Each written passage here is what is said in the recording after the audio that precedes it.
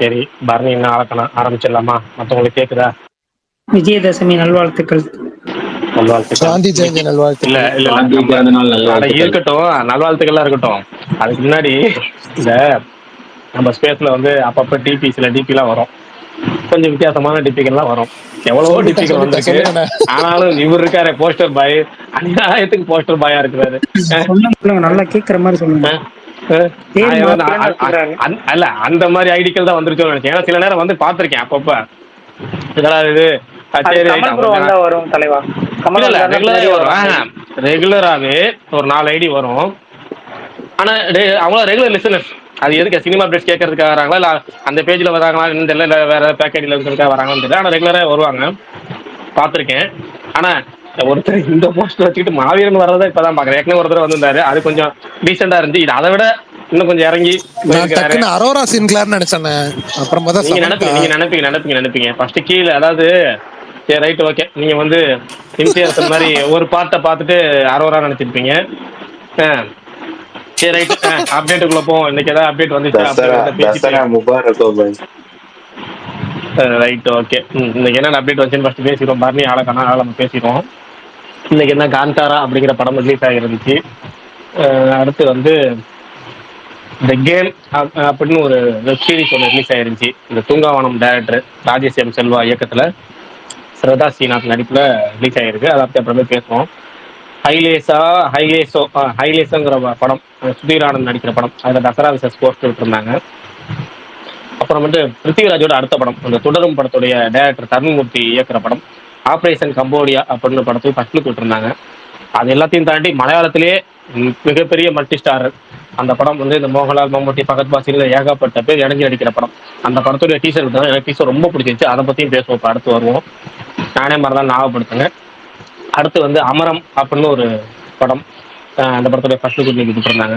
நான் அமரன் ஃபர்ஸ்ட் படிச்சுட்டேன். அமரன் எக்கான வச்சு அதுக்கு திரும்ப ரீயூஸ் பண்ணுறாங்களேன்னு பார்த்தா கடைசியில் அமரம். அப்புறம் வந்து மாரி செல்வராஜ் இயக்கத்தில் துரு விக்ரம் நடிக்கிற பைசன் காலமாடன், அந்த பைசன் படத்துல இருந்து 4th சிங்கிள் தென்னாடு அப்படிங்கிற பாட்டு இன்னைக்கு ரிலீஸ் பண்ணிருந்தாங்க. பாட்டு நல்லா இருந்துச்சு, கேட்டேன். நல்லா இருந்துச்சு, கேட்காதவங்க கேளுங்க. அப்புறம் டீசல், அந்த டீசல் படத்துடைய 3rd சிங்கிள் ஆருயிரே, அது வந்து நாளைக்கு சாயங்காலம் 5 மணிக்கு ரிலீஸ் ஆகுதுன்னாங்க. பர்னி ஸ்பீக்கர் வந்துட்டு அப்படி மிச்ச அப்டேட் அவர் சொல்லுவாருன்னு நினைக்கிறேன். வேற ஏதாவது அவர் மிஸ் ஆச்சா இல்லையாங்கிறது தெரியல. இல்ல அவர் நிறைய லிஸ்ட் எடுத்துருப்பாரு. அப்புறம் டிக்கி டாக்கா அப்படிங்கிற ஒரு மலையாள படம், ஆசிஃப் அலி, நஸ்லீன் எல்லாம் நடிக்கிற படம். அந்த படத்துல ஃபர்ஸ்ட் லுக் விட்டுருந்தாங்க.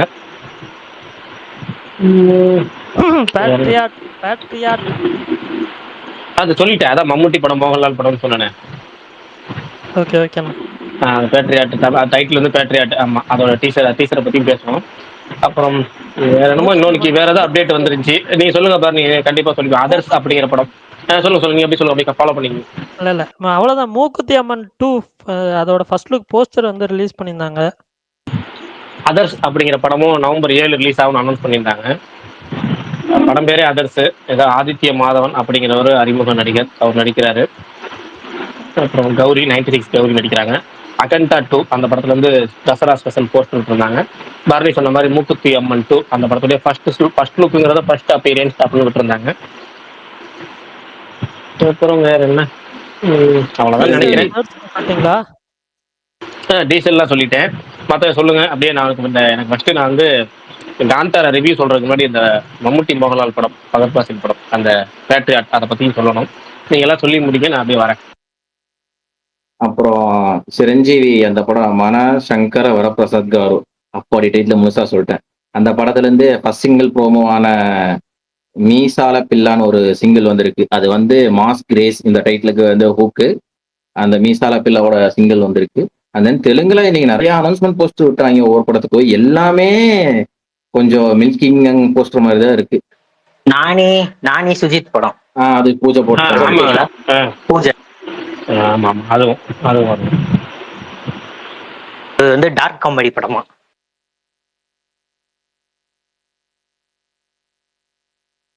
பல்தான் நயன்தாரா பேர் பாத்தீங்களா அந்த படத்துல? அட விடியா, உனக்கு வேற வேலை இல்லையா? நேத்து ஃபுல்லா அவர் எல்லா ஸ்பெஷலிஸ்ட் சொல்லிட்டாரு. நேத்து ஃபுல்லா அட்டெண்டன்ஸ். ஆமா, நம்ம ஸ்பெஷலி 2 தடவை சொல்லிட்டாரு, இன்னைக்கு வந்தாரு. சரி, நம்ம ரிவ்யூலாம் சொல்றதுக்கு முன்னாடி review specialist, reviewer, main reviewer Sathyan brother வந்திருக்காரு. அவர் 2 படங்களோட ரிவ்யூ சொல்லுவாராக. அவங்க சத்யன் பிரதர் சொல்லுங்க. நான் வேடந்தாங்கல் பரவுங்க, மெயின் ரிவ்யூவர்லாம் இல்ல. அட வாங்க, நீங்க தான் நம்ம ஸ்பேஸோட அந்த இந்த இந்த என்னது ஸ்பெஷல் ரிவ்யூவர், அது பேர் என்னமோ சொல்லுவாங்க, அது டக்குன்னு வரல, அந்த பாயிண்ட் வரல. நீங்க தான் நம்ம அந்த ரிவ்யூ, நம்ம ஸ்பேஸுக்கு ரிவ்யூ ஸ்பெஷல் நீங்க தான். வாங்க. Cameo reviewer. கேமியோ 2 படம் பார்த்தாச்சு brother. 2 படத்துல வந்து இட்லி கடை கொஞ்சம் டேஸ்ட். காந்தாரா வந்து கல்ட்டு காந்தாராவை கமர்ஷியல் காந்தாரா ஆக்கிட்டாங்க. இட்லி கடை வந்து ஆரம்பத்துல எல்லாம் ஒரு 1/2 hour வரைக்குமே இது தனுஷ் டைரக்ட் பண்ண படமா அப்படின்ற மாதிரி ரொம்ப சூப்பராகவே போச்சு.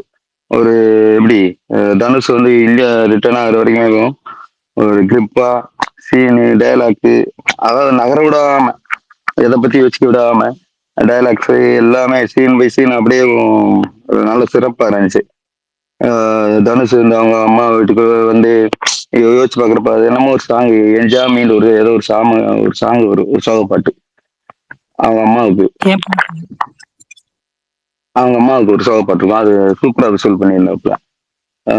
அந்த சீன்ஸ் எல்லாமே நல்லா போச்சு. இன்டர்வல் ஃபைட் வந்து கொஞ்சம் இப்படி அன்வான்டா இருந்துச்சு. அந்த படத்துக்கு அப்படித்தான் வச்சாகணும். ஆக்சுவலா படத்துல வந்து ஓகே, படம் நல்ல படமாவே இருந்துச்சு. ஒரு படமா பாக்குறப்ப வந்து நல்ல படமாவே இருந்துச்சு. எதிர்பார்ப்புக்கு மோசமில்லாத படம் தான். அதாவது எதிர்பார்த்ததை காட்டி நல்லாவே இருந்துச்சுன்னு சொல்லலாம். பாட்டு எல்லாமே படத்தோட பாக்குறப்ப நல்லாவே இருந்துச்சு. தனியா கேட்கறதுக்கு அது எப்படி இருக்குன்னு தெரியல. படமா பாக்குறப்ப நல்லாவே இருந்துச்சு. அந்த இட்லி கடை ரிவ்யூல நேற்று பேசிட்டீங்களா என்னன்னு தெரியல. நம்ம நம்ம பொதுவா பாக்குறப்ப வந்து லாஜிக்கா பாக்குறப்ப வந்து காமன் ஆடியன்ஸ்க்குமே இது தோணும். இப்ப தனுஷ் வந்து ராஜ்கிரனுக்கு ஓகே, அவரு கிராமத்து ஆளு, அவரு இட்லி கடை ஆரம்பிச்சு இப்படி பண்றாரு. அவரோட ஆசை நம்ம பையன் இந்த இட்லி கடையை மெயின்டைன் பண்ணட்டும் அப்படின்ட்டு. அவன் வந்து அப்போ உன் பொழப்பைய நான் பொழைக்கணுமா, எனக்கு தனி குழப்பெல்லாம் பொழைக்க வேணாமா, என் கனவை தேடி பறக்க போறேன் அப்படின்னு. சரிப்பா பறந்து போயிட்டு வா அப்படின்னு பறந்து போனவர் நல்ல ஒரு கூண்டுக்குள்ள சிக்கிறாப்புல. அங்கேயே வாக்கப்படுற மாதிரி சூழ்நிலை ஆகி போகுது. அப்ப இங்க ஒரு சம்பவம் நடக்கிறப்ப இங்க வரக்கூடிய சூழல் அங்க பூராமே பணம் பணம் பணம் அவங்க இருக்காங்க. ஏன் தனுஷுமே அப்படித்தான் போனாலு. ஆனா இங்க வரப்ப அப்படியே ஒரு சேஞ்ச் ஓவர் ஆகி அப்பா அடுத்த சில நிகழ்வுகள்ல இங்கே தகுந்த மாதிரி சூழ்நிலை அது எல்லாமே சூப்பரா பண்ணிருந்தாங்க. இவங்க அருண் விஜய் டீம் துரத்தி வர்றதுக்கான ரீசனுமே நல்லா இருந்துச்சு. எல்லாம் ஓகே, எல்லாமே ஓகே. கதையா எல்லாமே பாக்குறப்ப எல்லாமே ஓகே. லாஜிக்கா பாக்குறப்ப வந்து முரட்டு அடி அடிக்குது. கிட்டத்தட்ட தனுஷ்க்கு கரண்ட் ஏஜ் ஒரு 30+ வச்சுக்கிடுவோம். அவரு 17 18 19 20 அந்த ஏஜ்ல வந்து நான் என் பொழப்ப பார்க்க போறேப்பா, இட்லிலாம் சுட முடியாது, நான் பெரிய செஃப் தாமு ஆக போறேன்ட்டு போயிடுவாப்ல. அப்ப சரிப்பா போயிட்டு வா அப்படின்னு சொல்லி அனுப்பி விடுறப்ப வந்து அங்க போனாலும் எப்படி சொல்றது, பணம் அவருமே பணம் பணம்னு தான் போனாப்ல. அப்ப இங்க வரப்ப இங்க மாறுறப்ப வந்து லாஜிக்கா எல்லாமே வந்துருக்கப்ப என்னன்னா, ஒரு ஊரு ஒரு கிராமத்துல முத ஒரு இட்லி கடை வச்சவரு. அதாவது இட்லி வந்து அவ்வளவு ஃபேமஸ் இல்லாத டைமிங் படத்தை காட்டுறபடி பார்த்தோம்னா எல்லாமே மண்ணு வீடு, மண்ணு கடை, கூரை கடை, அந்த மாதிரி ஒரு சுச்சுவேஷன்ல தான் அவர் கடை ஆரம்பிப்பாப்ல. 30 வருஷத்துக்கு முன்னாடி. அப்ப அந்த கடை எப்ப ஆரம்பிச்சப்ப எப்படி இருந்துச்சோ, கரண்ட் தனுஷ் வந்து நான் தாயகம் திரும்பும் வரைக்கும் அந்த கடை அப்படியே தான் இருக்கும். இப்ப எல்லா ஊர்லயுமே ஒரு பிசினஸுக்கு வந்து ஆரம்பத்துல யாருமே பண்ணாத ஒரு பிசினஸ் ஆரம்பிச்சோம்னா அவங்களுக்கு பீக்ல இருப்பாங்க. அந்த இதுல வந்து ஒரு காட்ஃபாதரா இருப்பாங்க. காட்ஃபாதர்ன்றது வந்து தொழில் துறையில மட்டுமல்ல, பொருளாதாரத்திலையும் அவங்க பயங்கரமா மேல வாங்கியிருப்பாங்க. இந்த படத்துல வந்து ராஜ்கிரண் வந்து அப்படியே ராஜ்கிரண் வீடு, ராஜ்கிரனோட பெட்டி, அந்த குட்டி இட்லி கடை எல்லாம் கடைசி வரைக்கும் அப்படியே தான் இருக்கும். அதாவது பக்கத்துல கூட சின்ன சின்ன சிமெண்ட் கட்டடம் இருந்தாலும் இவருது அந்த கூரை வீட்டிலேயே தான் இருக்கும். சரி நம்ம தனுஷ் பாயில தான் போயிட்டு வந்திருக்காப்ல, இன்னைக்கு கோடீஸ்வரனாச்சே வரணும், வந்து தட்டு விளாசு மாதிரி பயங்கரமா பண்ணுவாப்புல அப்படின்னு நினைச்சா நம்மளும் அதை தகர வீட்டுல இப்போ பிளெக்ஸ் போர்டு கூட வைக்க மாட்டாப்புல. சிவனேசன் இட்லி கடைன்னு பெயிண்டிங்ல எழுதி அதை வச்சு ஆரம்பிப்பாப்புல. அவருக்கு சீனியர் இளவரசு, அவர் வீட்டுக்கு போனாலும் அவர் வீட்டுலயும் அதே நிலைமைதான். ஒரு ரொம்ப லோயர் மிடில் கிளாஸ் வீடு. அந்த அம்மா வந்து நடு ஹால்லே விலைக்கு இருப்பாங்க. அவனுக்குள்ளே டிவி இருக்கும், அவனுக்குள்ளே சோஃபா இருக்கும். அதான் நம்மளுக்கு தெரியும்ல. அப்படியே அந்த மாதிரி ஒரு வீட்டில் தான் இருப்பாங்க. அம்மா ஒருத்தவங்க ஒரு மெடிக்கல் ஃபெசிலிட்டி இல்லாமல் அந்த மெமரி பவர் இழந்து ஒரு மாதிரி ஞாபகம் இல்லாமல் இருப்பாங்க. ஒரு எனக்கு தெரிஞ்ச ஒரு சின்ன பையன் ஃபாரின் போனா கூட அவன் திரும்பி வர்றதுக்குள்ள ஒரு வீட்டை கட்டி போயிடுறான். ஏதோ ஒன்று வந்தா ஒரு பிசினஸ் பண்ணுற அளவுக்கு சம்பாரிச்சிடுறாங்க. தனுஷோ இளவரசு வந்து சர்க்காரோட நேரடி தொடர்புல இருக்காரு. அதாவது அந்த பிரகாஷ்ராஜோட ஆபீஸ்ல தனுஷுக்கு சீனியர் சத்யராஜுக்கு கீழே நேரடி ஒரு டச்சிங்ல இருப்பாரு. தனுஷ் வந்து 2வது போனவர். தனுஷுக்கும் இவருமே 2 பேருமே பொருளாதாரத்தை இவ்வளவு இதா இருப்பாங்க. ஏன்னா ஒரு இளவரசு குழந்தைங்க 2 பேரும் படிக்க வைக்கிறாங்க. அதான் சொல்றேன், அத்தனை வருஷமா சம்பாரிச்சு குழந்தை படிப்புல ரொம்ப சர்வசாதாரணமா டேலி பண்ணி போயிருக்கலாம். அவங்க பொருளாதாரம் ரொம்ப மோசமா இருக்க மாதிரி காட்டியிருப்பாப்புல. தனுஷ் அந்த சம்பாரிச்ச காசுல என்ன செஞ்சாப்புலன்றது ஒரு கணக்கு கிடையாது. அவர் சம்பாரிச்சாரா இல்ல கொத்தடிமையா போனாரான்ற மாதிரி ஒரு கணக்கு. அந்த வீடு கடைசியில கொத்தடிமை ஆக போறாப்புல 2வது கல்யாணம் முடிச்ச பிறகு. ஆனா இந்த படத்துல வந்து அவர் சம்பாதிச்சு மிச்சப்படுத்திருக்காரு, இந்த வந்துட்டாரு. சரி, அப்பாவோட இட்லி கடையை அவர் விருப்பப்பட்ட மாதிரி, அதாவது தனுஷ் விருப்பப்பட்ட மாதிரி கமர்ஷியலா கொஞ்சம் பெருசாக்கி அந்த அதே அப்பாவோட அந்த கைப்பக்குவத்துல இட்லி கொடுத்தாருன்ற மாதிரி கூட ஏதோ அந்த படத்தோட சத்துக்கு தக்கன ஒரு லாஜிக் கொண்டு போயிருக்கலாம். ராஜ்கிரனுக்கு சம்பாரிச்சு கடைசி வரைக்கும் சம்பாரிச்சு அந்த வேட்டியோட அந்த வெள்ளை வேட்டியோடய முடிஞ்சு செத்து போயிட்டாரு. அந்த அம்மா கழுத்துல ஒரு நகை இருக்காது, எதுவும் இருக்காது. இப்போ டோட்டலா அந்த அம்மாவும் ஏழைப்பட்ட குடும்பமாவே இருப்பாங்க. அதுக்கப்புறம் கடை ஆரம்பிச்ச சமுத்திரக்கனி கூட வெள்ளை ஜெல்லுமா மைனர் குச்சி மாதிரி சுத்திக்கு இருப்பாப்புல. ராஜ்கிரண் அப்படியே தான் இருப்பாப்புல. தனுஷும் அந்த சம்பாரிச்சதுக்கு உண்டான ஒரு ஃபாரின்ல வேலை பார்த்தவங்க மாதிரி இருக்காது. டோட்டலா அந்த கான்செப்டே ஒரு இடிச்சுக்கே இருக்கும். என்னடா ஒரு கடையாவே வச்சுக்க பாக்குறப்ப கடைசியில வில்லை அடிக்கணும் இல்லையா, காங்கிரீட் விட்டு எப்படி அடிக்க முடியும் அப்படின்ற மாதிரி அந்த புருஷ கடையவே வச்சிருப்பாங்க. ஒரு மாதிரியா போய் ஒரு மாதிரி முடிஞ்சாலும் படமா பாக்குறப்ப கொஞ்சம் நல்லா திருப்தியாவே இருந்துச்சு படம். சமுத்திரக்கனியோட உண்மையெல்லாம் சூப்பரா இருக்கும். என்ன செத்துருவானா, செத்துட்டானா போல, இல்லப்பா பொழச்சுக்கிட்டானா, செத்துருவானா அப்படின்னு கேட்பான். அது நல்லா இருக்கும். அது மாதிரி சின்ன சின்ன ஆன்லைன்லாம் சூப்பரா பண்ணுவாப்புல. அவன் என்னப்பா அந்த மாட்டுக்குட்டிய கண்ணுக்குட்டியோட தெரியா, அது அவங்க அப்பனாப்பா, அப்பனா அப்பனே கண்ணுக்குட்டி அப்புறம் தான் நினைச்சுக்கிறியா, அவங்க அம்மா வரக்கலை அம்மான்ற பேர்ல தேட்டரு அல்லோலம் போயிடுச்சு. அந்த அளவுக்கு சமுத்திரக்கனி இடத்துல சூப்பரா போகும். அந்த சமுத்திரக்கனி ஒரு சீன்ல வந்து சரக்கம் போட்டு போவாப்புல. ஆக்சுவலா அந்த சீன் வந்து செய்ய வேண்டியது அருண் விஜய் தான் செஞ்சிருக்கான். ஏன்னா அந்த சீனுக்கு முன்னாடி கட் பண்ற சீன் எப்படி முடியும்னா, அவன் உயிரா நினைக்கிற ஏதோ ஒன்ன தொட்டாதான் அவன் திருப்பி அடிப்பான். அகிம்சையான பாதையில போறப்ப ஏதாவது தொட்டா திருப்பி அடிப்பான்னு சத்யராஜுக்கும் அருண் விஜய்க்கும் தான் யாரோ ஹிண்ட் கொடுப்பாங்க. அந்த இடத்துல அந்த கான்வர்சேஷன்ல ஒரு ஹிண்ட் கிடைக்கும். ஆக்சுவலா அந்த சீன்ல எடுத்து சரக்க போட்டுட்டு அருண் விஜய் தான் தனுஷ் வீட்டுக்குள்ள இறங்கி இருக்கிறேன். இவன் கால் சீட் கிடைக்கல, நம்ம சமுத்திரக்கனியை இறக்கி விட்டாங்க அருவாளோட. சமுத்திரக்கனி கேரக்டர் ரஜினி முருகன் மாதிரி கடைசி வரைக்கும் ஒரு மாதிரி போய் காமெடியா முடிச்சிருந்தா அந்த படத்துக்கு பெரிய ஹைப்பா இருந்திருக்கும். அந்த இது ஒரு சில குறைகள். அதே மாதிரி தனுஷோட அப்பா இறந்தனையும் ராஜ்கிரண் இறந்தையும் தனுஷ் வீட்டுக்கு வருவாப்புல. ஒரு கிராமத்துல வந்து எப்படின்னா, அந்த அன்னியன் படத்துல கூட அந்த சீன் வச்சிருப்பாங்க. பிரகாஷ்ராஜோட அண்ணன் இறந்திருக்க போட்டு எப்பான்னு கட்டி பிடிச்ச அழுவேன் பிரகாஷ்ராஜ். போங்க கட்டி பிடிச்ச ஓரமா வர வைப்பாப்புல. அந்த மாதிரி தனுஷ் உள்ள வரப்பெல்லாம் அந்த அந்த வீட்டுக்குள்ள இருக்க பொம்பளை பூராமே கட்டி பிடிச்ச அழுதுருக்கணும். ஆனா யாரோ உள்ள என்ன நடக்குது பார்க்க வராங்க போல அப்படின்ற மாதிரி ஒருத்தனும் எந்த தலைமும் இருக்காது. சமுத்திரக்கனி மட்டும்தான் யாருப்பா அது அப்படின்னு கேட்பாப்புல. மற்ற ஒரு வயலும் எவனும் கண்டுக்கிற மாட்டேன். அந்த அம்மா மட்டும் எந்திரிச்சு வந்து ஏதோ அந்த சீனோட டோட்டலா மேக்கிங் ஒரு மாதிரி இருக்கும், ஒரு கனெக்டிவிட்டி இல்லாம இருக்கும். ஆனா மொத்த படத்துல நிறைய சீன் கனெக்ட் ஆச்சு, நிறைய சீன் நல்லா இருந்துச்சு, நிறைய நல்லா இருந்துச்சு. ஓகேவா, படம் பார்க்கறதுக்கு எதிர்பார்த்த விட நல்லா இருந்துச்சு. கண்டிப்பா இந்த 2 படங்கள்ல இட்லி கடை நல்லா இருந்துச்சு. காந்தாரா பாத்தீங்கன்னா கல்ட் காந்தாரா வந்து அப்ப சொன்ன மாதிரி கமர்ஷியல் காந்தாரா ஆயிடுச்சு. ஸ்பாயிலர் இல்லாம சொல்லிருங்கண்ணே. காந்தாராக்கு ஸ்பாயிலர் இருக்காது. அது நான் எப்பயுமே ஒரு ஒண்ணு என்ன ப்ரோ வன்மம் கக்கப்பட்டது. வன்மம் கக்கப்பட்டது இல்ல ப்ரோ, ரிலீஸ் ஆயிடுச்சு. ஸ்பாயிலர் பேசுவாரு சத்தியமா எனக்கு தெரியாது. இன்னைக்குதான் இந்த படம் ரிலீஸ் ஆயிருக்கு. நம்ம மதராசி காந்தா பத்திலாம் பேசவே முடியலைங்க பரணி ப்ரோ. மதராசி எப்பலாம் இல்ல காந்தராக்கு இது ஸ்பாயிலர் பண்ண இவ்வளவு என்னங்க நேரம் இருக்கு? அவரு ஸ்பாய்லர் பேட்டப்பே தடுத்திருக்கலாம். இன்னைக்கு ஸ்பாய்லர்ஸ் இதே கிடையாது. இவ்வளவு நேரம் தடுக்காம இப்ப மட்டும் இது தடுக்கிறாரு. ஆக்சுவலா ஸ்பாயிலர் பண்ணிட்டேனா?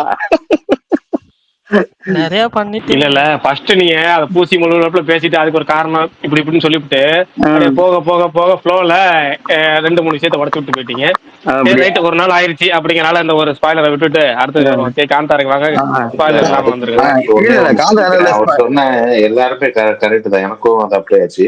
பட் கிளைமேக்ஸ் ஒன்று சொன்னார்ல, அருண் விஜய் தான் பண்ணிருக்கணும், சமுத்திரக்கனி பண்ணிட்டாரு. அது கரெக்டா தான் பண்ண மாதிரி இருந்துச்சு. ஏன்னா அவரு உயிருக்கு பயப்பட மாட்டாரு. அவரை அடிச்சும் பார்த்தாச்சு, கொலை பண்ணியும் ட்ரை பண்ணி பார்த்தாச்சு.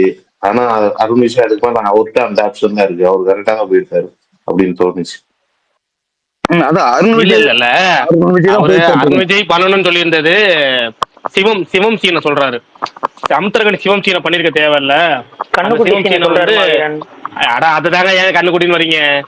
ஸ்பாய்லர் இல்லாம தான் சிவம்னு பேர் வைக்கிறேன்ல நான் தான். படத்துல வச்ச பேரை சொல்றேன்ல ஸ்பாய்லர். நம்ம நம்ம எவ்வளவு ஒரு நான் எவ்வளவு என்னது இது ஐயோ அந்த வார்த்தை அதுவும் வரல. தமிழ்ல சில நேரம் வார்த்தை திடீர்னு வராது. சரி போயிட்டு போய் நீங்க சரி, காந்தா விடுங்க. ரிவ்யூ சொல்லுங்க. காந்தாராவோட ஸ்பாய்லருக்கு ஒண்ணுமே இல்ல. அதே பழைய காந்தாரா ஃபர்ஸ்ட் பார்ட், செகண்ட் பார்ட்டா ஃபர்ஸ்ட் பார்த்தா வந்த காந்தாராவுல ஒரு கண்டென்ட் இருக்குல்ல, ஒரு ராஜா சம்திங் அந்த தெய்வத்தை திரு இது பண்றாங்க, அதே மாதிரி தான் இருக்கும். ஆனா இதுல ஸ்பாய்லர்ன்றது சொல்றதுக்கு ஒண்ணும் இல்ல. நான் பொதுவா சொல்லிடுறேன். இந்த படத்தை பொறுத்த வரைக்கும் வந்து ஃபர்ஸ்ட் பார்ட் நம்ம பார்த்தோம்ல, அது வந்து ஏன் அவ்வளவு ரீச் ஆச்சுன்னா அதோட ஆர்கானிக்கா இருக்கும் அந்த படம். அந்த நாட்டார் தெய்வ வழிபாடுகளை ரொம்ப யதார்த்தமா அந்த ஒரு மாதிரி கொண்டு போகும். சீன் பை சீனா, அதாவது ஃபர்ஸ்ட் ஹீரோ சீனா, ஃபர்ஸ்ட் சாமி சம்மந்தப்பட்ட அந்த பிளாஸ்பெக்ட் சீன் ஃபர்ஸ்ட் எடுத்தே வந்துடும். அடுத்து ஹீரோட இன்ட்ரடக்ஷனு, அவன் கனவுல சாமி வரும். அதுக்கடுத்து ஊருக்குள்ள ஒரு பிரச்சனை மெல்ல மெல்லமா வரும். ஒரு பிரச்சனைக்கு அப்புறம் இவனுக்கு இல்ல அந்த சாமி வரும்ன்ற மாதிரி ஒரு ஆர்கானிக்கா சீன் பை சீனா போயிட்டு இருக்கும் அந்த படத்துல. அது ஒரு முழு சாமி படம் மாதிரியே இருக்காது. அதாவது அந்த வார்த்தை எனக்கு தெரியல, அது சொல்றேன். சாமி படம் மாதிரியே இருக்காது. அது அப்படியே மலைச்சாரல் மாதிரி சின்ன சின்னதா இடத்துல வச்சு வச்சு கிளைமேக்ஸ்லாம் அழகா எலிவேட் பண்ணி சூப்பரா கொண்டு வந்திருப்பாங்க. அதனாலதான் அந்த படம் ரொம்பவே எல்லாருக்குமே பிடிச்சிருந்துச்சு. கிளைமேக்ஸோட பிரம்மாண்டம் ரொம்ப எல்லாருக்கும் ரீச் ஆச்சு.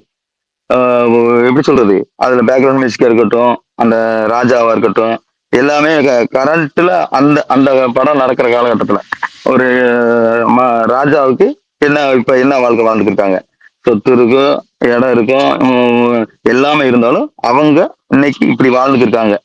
அழகா இருக்கும். அது ரொம்ப யதார்த்தமா இருக்கும். அந்த ஒரு மலை கிராமத்தை ஒட்டி இருக்கப்ப ரொம்ப ஏத்துக்கிற மாதிரி இருக்கும்.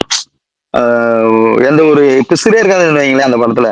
லவ் சீனா எந்த சீனுமே எதுவுமே பிசு இருக்காது. எல்லா கேரக்டருமே கரெக்டா எழுதியிருப்பாங்க. ஆனா இந்த படத்தை பாத்தீங்கன்னா அபோகலிப்டா மாதிரி இருக்கும். அதாவது கரண்ட், அதாவது இதுதான் ப்ரீக்வல், அதாவது பின் கதை. இப்ப நம்ம மூன்றாம் பார்த்தா வந்து பின் கதை, கரண்ட்ல நடந்த ஸ்டோரி. அதுல அவ்வளவு யதார்த்தம் இருக்கும், அவ்வளவு சடுலா இருக்கும். ஆனா இந்த படம் எப்படின்னா பயங்கர கிராண்டரா இருக்கும், பயங்கர கிராண்டியா இருக்கும். நாட்டார் தெய்வங்களை அப்படியே தூக்கி ஓரக்கல்ல ஒதுக்கி வச்சுட்டு, எப்படி சொல்லுவாங்களே, சாய்பாபா கும்பிடுறவங்களை பத்தி ஒன்று சொல்லுவாங்க, ஒரு மீம்ஸ் எல்லாம் வரும். அந்த மாதிரி நாட்டார் தெய்வங்களை ஒதுக்கி வச்சுட்டு பெரிய பெரிய தெய்வங்கள் ரேஞ்சுக்கு மாதிரி கிராண்டா காட்டணுன்றதுக்காக, அதாவது நார்த் இந்தியாவில் பிசினஸ் பண்ணணுன்றதுக்காக ரொம்ப கிராண்டா பண்ணிட்டாங்க. அது எனக்கு ஒட்டவே இல்லை படத்துல. படமா எனக்கு ஒட்டவே இல்லை. அதே மாதிரி படம் முழுக்க அபோகலிப்டா படத்தோட சீன்ஸ் தான் ஞாபகம் வந்துச்சு. அதே மாதிரி சில சீன்ஸ் வந்து நம்ம இந்த படம் இருக்குங்களே, பொன்னியின் செல்வன், அந்த மாதிரி ஒரு சீன் இருக்கும். அதாவது பஜார் ஏரியாவில் பண்றது. அது வந்து அது என்ன படங்க, இந்த பைரட்ஸ் ஆஃப் கரீபியன், அந்த கலாட்டா சீன் இருக்கும்ல, நம்ம தலைவன் ஜாக் ஸ்பேரோ பண்ற கலாட்டா சீன்ஸ் ஒரு பிஜிஎம் இருக்கும். ஆக்சுவலா அதே மாதிரி இங்கேயும் கன்வே பண்ணியிருந்தாங்க. ரொம்ப ரொம்ப கிராண்டா பண்ணியிருந்தது இந்த படத்தை. இந்த படம் காந்தார அந்த படம் வேற, இந்த படம் வேற மாதிரி தான் இருந்துச்சு எனக்கு. உம் உம் அந்த இளவரசன் டீம் எல்லாம் பாக்குறப்ப கேமரா த்ரோன்ஸ்ல இருந்து உருவி ஒரு சைஸ் தான் வச்சிருந்தாங்க. சிம்பிளான ஒரு படத்தை வந்து இது அதுக்கு முன்னாடி கதை வந்து இன்னும் சிம்பிளா தான் இருந்திருக்கணும். எதுக்கு பிசினஸ்க்காக ரொம்ப இது பண்ணி அந்த படத்துக்கும் இந்த படத்துக்கும் ஒட்டாம. ஆக்சுவலா இந்த படம் வந்து பார்ட் 1 சாப்டர் 1 இல்ல, சாப்டர் 0, சாப்டர் 1 வந்து இதுக்கு அடுத்து வருமா. இப்ப நம்ம பாத்துருக்கிறது ஆக்சுவலா இப்ப சொல்றது நம்ம இப்ப பாத்துக்கிற சாப்டர் 1 2 3 அப்படின்றது டைரக்டர் ஒரு லீடோட முடிச்சிருக்காப்ல. அது வந்தா இது கரண்ட்ல எடுத்த சாப்டர் 2 அந்த மாதிரியா எப்படின்னு சொல்ல தெரியல. அந்த மாதிரி ஒரு மாதிரி முடிச்சான். சாப்டர் 2 அது எப்படி முடிச்சிருக்காங்க தெரியல. நல்லா கிராண்டா இருந்துச்சு. அந்த விஎஃப்எக்ஸா அதான் எல்லாருமே சொன்ன மாதிரி விஎஃப்எக்ஸ் தியேட்டர் எக்ஸ்பீரியன்ஸுக்கு தரமான படம். ஃபர்ஸ்ட் ஹாஃப்ல ஓப்பனிங் சீன்ல ஒரு 20 நிமிஷம் வந்து ரொம்ப சவுண்டா இருந்துச்சு. அது தமிழ்ல மட்டும் தான் அப்படியா, கன்னடா மற்ற லாங்குவேஜ்ல அப்படியான்னு தெரியல. கானடாவில் முன்கதை வந்து சொல்றப்ப வந்து ரொம்ப சடலா அந்த வாய்ஸ் ரொம்ப நல்லா கேட்கும். அந்த படத்துல வந்து கங்குவா மாதிரி சவுண்டு மட்டுமே தான் கேட்டுச்சு. உள்ள நம்ம பேசிட்டு இருக்காங்க, சரி கேட்போம் அப்படின்ற மாதிரி இருந்துச்சு. ஒரு 20 நிமிஷம் எதுவுமே கேட்கல. அதுக்கப்புறம் நிறைய சீன்ஸ் நல்ல கிராண்டான சீன்ஸா இருந்துச்சு. அடுக்கடுக்கா நல்லா எழுதி கிளைமேக்ஸ் எல்லாம் கொஞ்சம் ஓவர் டோஸா இருந்துச்சு. மற்றபடி மக்களுக்கு எப்படி இதை ரிசீவ் பண்ணுவாங்கன்னு தெரியல. நம்ம தமிழ்நாட்டு மக்கள் அந்த பக்கம் எல்லாம் பிச்சுக்கு விடுறோம். நம்மளுக்கு அவ்வளவா இது கனெக்ட் ஆகல தலைவா. நிறைய இது நம்மளுக்கு செட்டே ஆகல. காந்தாராவில் இருந்த நேட்டிவிட்டி எதுவுமே இதுல இல்லை. இது ஒரு பக்கா கமர்ஷியல் படம், கமர்ஷியல் ஃபேண்டசி படம். ஹாலிவுட் படங்கள் மாதிரி தோர் படம் மாதிரி ஒரு பல பல பல இருந்துச்சு. படத்தின் கதாநாயகியை பொறுத்து உங்களோட கருத்து? எல்லாமே நல்லா இருந்துச்சு. காட்டுக்குள்ள ஆமா இருந்துச்சு. மத்தபடி நல்லா இருந்துச்சு. படமா பாக்குறது இல்ல சத்யன் பிரதர், உங்களோட வாய்ஸ்ல வந்து பிரேக் ஆகுதுன்னு நினைக்கிறேன். பேசுறது இவங்க சொல்ற மாதிரி எல்லாம் இவங்க அந்த பண்றாங்களா சோசியல் மீடியாவில். வாய்ஸ் ஜம்ப் ஆகி வருது. இல்ல அவருக்கு இப்ப கரெக்டா இருக்குன்னு நினைக்கிறேன். பிரதர் இப்ப கரெக்டா ஆயிடுச்சா? இல்ல இப்ப எப்பயும் அதாவது அவர் மைக் மியூட்ல இருக்கு, ஆனாலும் இதுல வந்துருச்சு, வேவ் வருது. மெசேஜ் பண்ற அவருக்கு போன் வந்திருக்குன்னு நினைக்கிறேன். ஆமா ப்ரோ, ஆமா. ஏங்க இதுதான் ஹீரோயினை பத்தி கேட்டேன், அதுக்குள்ள வந்துட்டார். ஹீரோயினை பத்தி சொல்லுங்கன்னு ஒருத்தர் கேட்டாரு. ஹீரோயினை பத்தி ஒரு வார்த்தை கூட சொல்லலையே, சொல்லுங்க. யார பத்தி? அவமானம், பலத்த அவமானம். சுகன் வந்து ரொம்ப மனசு நோய். ஏப்பா 2 தடவை ஹீரோயின் சொல்லியாச்சு, இதுக்கப்புறமும் யார பத்தி? ருக்மணி வருஷத்துக்கு ஒரு ஹீரோயின் இருந்தாங்கல்ல படத்துல, அவங்கதான். அவங்கள எப்படி சொல்றது, நல்லா இருந்துச்சு. அன்எக்ஸ்பெக்டடா ஒண்ணு இருந்துச்சு, அதை ஏத்துக்கிற முடியல. அதான் கமர்ஷியல் எலமெண்ட்டுக்காக சில விஷயங்கள் பண்ணிட்டாங்க. அது மக்களுக்கு எப்படி இருந்தல. ஹீரோயின் நல்லா அமுல் பேபி மாதிரி, நம்ம பொன்னியின் செல்வன்ல நம்ம கிளாஸ் பேக்ல வரும்ல சாரா மாதிரி, நல்லா பால் பாப்பா மாதிரி நல்லா அழகா இருந்துச்சு. மற்றபடி கேரக்டர் ஸ்பாயில் பண்ணிட்டாங்க. அதனால வலைபேச்சு ஃபாலோ பண்றது இல்ல போல, அதனாலதான் சர்ப்ரைஸா இருந்தது. இல்ல உண்மையிலே அந்த விஷயம் எனக்கும் சர்ப்ரைஸ் ஆச்சு. Thank God. எந்த சர்ப்ரைஸ் இருந்துச்சு உங்களுக்கு? ருக்மிணி கேரக்டரைசேஷன் இருக்குல்ல, அந்த கேரக்டரைசேஷன் வந்து ஒரு 10 நாளைக்கு முன்னாடி ஒரு நியூஸ் வந்துச்சு. ஆனா வலைபேச்சு சொல்லியிருக்காங்கன்னு சொல்லி இப்ப இவரு அவர் பேர் என்ன, மாவீரன் சொல்லி தான் இப்ப நமக்கு தெரியுது. 10 நாளைக்கு முன்னாடி சொல்லிட்டாங்களாங்கிறது தெரியல. வேற 10 நாளைக்கு முன்னாடி வந்துச்சு. சரி, நியூஸ் அது போயிட்டே இருந்துச்சு ஃப்ளோல. அதை பத்தி தெரிஞ்சனாலும் எங்களுக்குலாம் அது பெரிய சர்ப்ரைஸா தெரியல. உங்களுக்கு வந்து சர்ப்ரைஸா தெரிஞ்சிச்சு. சொல்லிருந்தோம், எல்லாம் மறந்துட்டீங்க போல. இல்ல புரியல. அப்ப நானும் காது வலிக்க கத்துனது தப்பா? இல்லங்க, அது நமக்கு இல்ல. எனக்கு 10 நாளைக்கு முன்னாடி தெரியும். அது சுகன்ட்ட வந்து சர்ப்ரைஸ் மட்டும் சொல்லி வச்சுட்டு இருந்தேன். நீங்க ஒட்டுமொத்தமா உடச்சிட்டீங்க பொழுது தனியா. பரவாயில்ல, ஒன்றும் பிரச்சனை இல்லை. பரணிக்கு அது வந்து சர்ப்ரைஸாவே இருந்திருக்கு. அது வரைக்கும் சந்தோஷம் தான், போயிட்டு போகுது. சரி, மற்றவங்க சொல்லுங்க, படம் எப்படி இருந்துச்சு உங்களுக்கு அப்படிங்கிறத யார்கிட்ட இருந்து ஆரம்பிக்கலாம்? சுகுமார் ப்ரோ, நீங்க காந்தாரா பார்த்துட்டாரா? நேற்று நைட்டு ஸ்பேஷல் அவர்கிட்ட இருந்து அப்படியே ஆரம்பிப்போம். சுகுமார் ப்ரோ, அப்படியே பரணி, விஷால், சுகன் எப்படிதான் வந்து இந்த சத்யராஜ் அவர் படத்தை கேட்பான், எப்படிதான் நீ தாங்கிட்டாங்க இன்னையும் அப்படின்னு. பண்ணி மனசு வலிக்குதுன்னா அதெல்லாம் படமா பாருப்பான்ட்டு. இல்ல இது ஓகே சத்தியம். நான் சொல்லிடுறேன் பாருங்க, எனக்கு காந்தாரா எப்படி இருந்ததுன்னு. நான் போய் உக்காந்தேன்.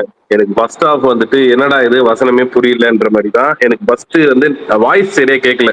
எப்படி அது எனக்கு எங்க தியேட்டர்ல வந்து அப்படி மிக்சிங், அது ஸ்டார்டிங்ல வந்து அவங்க பின்னாடி வாய்ஸ் ஓவர் சொன்ன பிஜிஎம் வந்துட்டு கொஞ்சம் டாமினேட் பண்ணிருச்சு. அது சரியா கேட்கல எனக்கு. அது வந்து எனக்கு கொஞ்சம் அது இதுவா தெரிஞ்சது, என்னடா இது அப்படின்னு. ஆனா அதுக்கப்புறம் கதைக்குள்ள போனாங்க.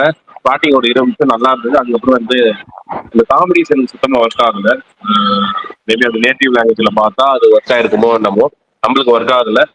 அதுக்கப்புறம் அந்த 2 hours இன்டர்மிஷன் சீன் தான் வந்துட்டு அந்த படத்தை திரும்பி வந்து ஒரு எலிவேட் பண்ணி நிக்க வச்சுட்டு செகண்ட் ஹாஃப் எனக்கு சுமார் ப்ரோ பிடிச்சிருந்தது. ஒரு போர் நிமிஷம் அடிக்கல. ஒரு நிமிஷம் சுமார் ப்ரோ ஒரு நிமிஷம். உங்க ஸ்பீக்கர்ல சவுண்ட் வருதா பின்னாடி? ஆமா, நீங்க பண்ணதுக்கு தான் வருது. பேக்ரவுண்ட் ஆளுங்க பேசிட்டு போதா? இருக்காங்க. இப்போ பரவாயில்ல பேசுங்க. அதுதான் ப்ரோ, இது எனக்கு வந்து செகண்ட் ஹாஃப்ல ஒரு அப்படி இதுவாக தான் போச்சு. போர் அடிக்காம போச்சு செகண்ட் ஹாஃப். ஆனால் கிளைமேக்ஸ் வந்துட்டு அந்த கடைசி ஒரு 20 ஒரு 30 நிமிஷம் எனக்கு வந்து நல்லா நல்ல ஒரு ஒரு எப்படி சொல்றது தியேட்ரிக்கல் எக்ஸ்பீரியன்ஸ், கொஞ்சம் நல்ல மாஸ் தியேட்ரிக்கல் மூமெண்ட்லாம் கொடுத்துருந்தாங்க. அது அந்த மாதிரி கான்செப்ட், அந்த மாதிரி படங்கள் லைக் பண்றவங்களுக்கு கண்டிப்பா இந்த படம் வந்துட்டு டார்கெட்டா ஒரு ஒரு குறிப்பிட்ட இது பண்றாங்களா அவங்களுக்குலாம் வந்து பயங்கரமா இருக்கும். மேக்கிங், விஷுவல், இதெல்லாமே வந்துட்டு ஆக்டிங், ரிஷப் செட்டியோட ஆக்டிங்லாம் வந்துட்டு அதுவும் குறிப்பா செகண்ட் ஹாஃப்ல பயங்கரமா இருந்தது. அவர் சொன்ன மாதிரி வந்து சத்யன் ப்ரோ சொன்ன மாதிரி பார்ட் 1ல இருந்த அந்த ஒரிஜினாலிட்டி பார்ட் 2ல இல்ல. இது வந்து பேன் இந்தியாக்காக வந்து அவங்க வந்து நிறைய விஷயங்கள் வந்துட்டு ஆட் பண்ணியிருக்காங்க. பட் ஆனால் ஓகே, பெருசா டிசப்பாயிண்ட் பண்ணல மோஸ்ட்லி. எனக்கு நம்மளுக்கு முடிச்சுட்டு ஒரு படம் வந்துட்டு ஃபர்ஸ்ட் ஹாஃப் நல்லா இருந்துட்டு செகண்ட் ஹாஃப் நல்லா இல்லைன்னா முடிச்சுட்டு வெளியே வரும்போது ஏமாற்றமோட வருவோம். ஆனா இந்த படம் வந்துட்டு ஃபர்ஸ்ட் ஹாஃப் வந்து இதுவா இருந்தாலுமே, ஆவரேஜா இருந்தாலுமே, செகண்ட் ஹாஃப் நம்மளுக்கு முடியும் போது ஒரு சாட்டிஸ்ஃபை ஃபீல் கொடுத்து வெளியே வரனால நம்மளுக்கு அந்த அந்த வெளியே வர அந்த இதுதான் நம்மளால எடுத்துட்டு வர முடிஞ்சது. உண்மையாவே எனக்கு வந்துட்டு நல்ல தியேட்டரிக்கல் எக்ஸ்பீரியன்ஸ். அவ்வளவுதான். இட்லி கடை. இல்லையே, என்ன சொல்ற யாரோ சிம்பிள் பா. இட்லி கடை ரொம்ப சிம்பிளான ஸ்டோரி, ரொம்ப சிம்பிளான ஸ்டோரி. நான் ஃபர்ஸ்ட் ஹாஃப்ல வந்து அப்படியே ஒரு பிளெயினா அப்படியே ஒரு ஒரு எப்படி சொல்ற நார்மலான வந்து ஒரு இதுவும் இல்லாம அப்படியே போச்சு. அந்த 2 hours அந்த இன்டர்மிஷனுக்கு முன்னாடி அந்த தனுஷ் வந்துட்டு அவங்க அவங்க அப்பா பண்றது பண்ணணும்னு நினைக்கிற அந்த விஷயங்கள்லாம் வந்துட்டு நல்லா கொஞ்சம் எமோஷனல் நல்லா கனெக்ட் ஆச்சு. இன்டர்மிஷன் அந்த சீன் வந்துட்டு எனக்கு எனக்கு வந்து அது கொஞ்சம் பெருசா அது ஐ எலிவேஷன் மாதிரி தெரியல. பட் ஆனா செகண்ட் ஹாஃப் வந்துட்டு ஒரு சில சீன்ஸ்லாம் இருக்கு செகண்ட் ஹாஃப்ல. மெயினா பார்த்திபனோட அந்த ஒரு சீன் வந்து எனக்கு ரொம்ப பிடிச்சிருந்தது. அந்த ஒரு சீனுமே எனக்கு ரொம்ப இம்பாக்ட் பண்ணுச்சு. ஓவராலா எனக்கு இட்லி கடை வந்துட்டு ஒரு ஃபேமிலியா வந்து கண்டிப்பா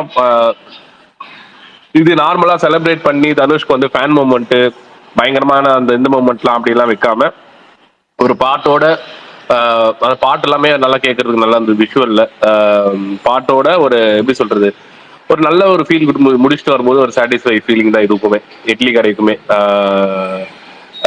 நான் ரொம்ப எப்படி சொல்றது இந்த மாதிரி வந்து கமர்ஷியல் மூவிக்கு நானுமே லாஜிக்லாம் பெருசா நோட் பண்ண மாட்டேன். அவர் சத்யன் சொன்ன மாதிரி நிறைய விஷயங்கள் இருக்கு. பட் ஆனா இது கமர்ஷியல் தான். இதுக்கு ஓப்பனாவே ஒரு கற்பனை கதை அப்படின்ற மாதிரியே சொல்லிட்டாங்க. இன்னும் கொஞ்சம் நிறைய விஷயங்கள் வந்து இதுல வந்து ஆட் பண்ணிருக்கலாம். பட் ஆனா வந்து அவர் ரொம்ப சிம்பிளா கொண்டு போகணும், ரொம்ப ஒரு இதுவா கொண்டு போகணும் அப்படின்ற மாதிரி தான் படம் எடுத்திருக்காரு.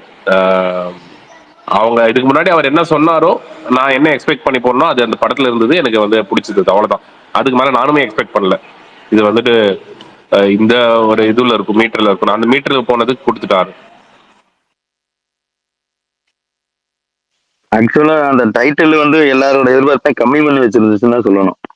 வேற கொஞ்சம் வேற மாதிரி ஒரு கமர்ஷியலான டைட்டில் வச்சிருந்தா பூராமே ஒரு எதிர்பார்ப்புல போய் பல்ப் வாங்கியிருப்போம். டைட்டில் வந்து ரொம்ப எப்படி சொல்றது, இதெல்லாம் ஒரு டைட்டில்ன்ற மாதிரி ஒரு டைட்டில் வச்சு இல்ல டைட்டிலே சிம்பிள் இட்லி கடை படமா அந்த மாதிரி தான் சிம்பிளான படம். இது வந்து ரொம்ப சிம்பிள் மீட்டர்ல அவருமே சொல்லிட்டாரு. நான் ரொம்ப அவருமே இந்த படத்துல வந்து நாங்க இப்படி பண்ணிருக்கோம் அப்படி பண்ணிருக்கோம் புதுசாற்ற எதுவுமே சொல்லல. என் வாழ்க்கையில நான் பார்த்ததை வச்சு நான் எடுத்திருக்கேன். ரொம்ப சிம்பிளான பிளாட் அப்படின்னு சொல்லிட்டாரு.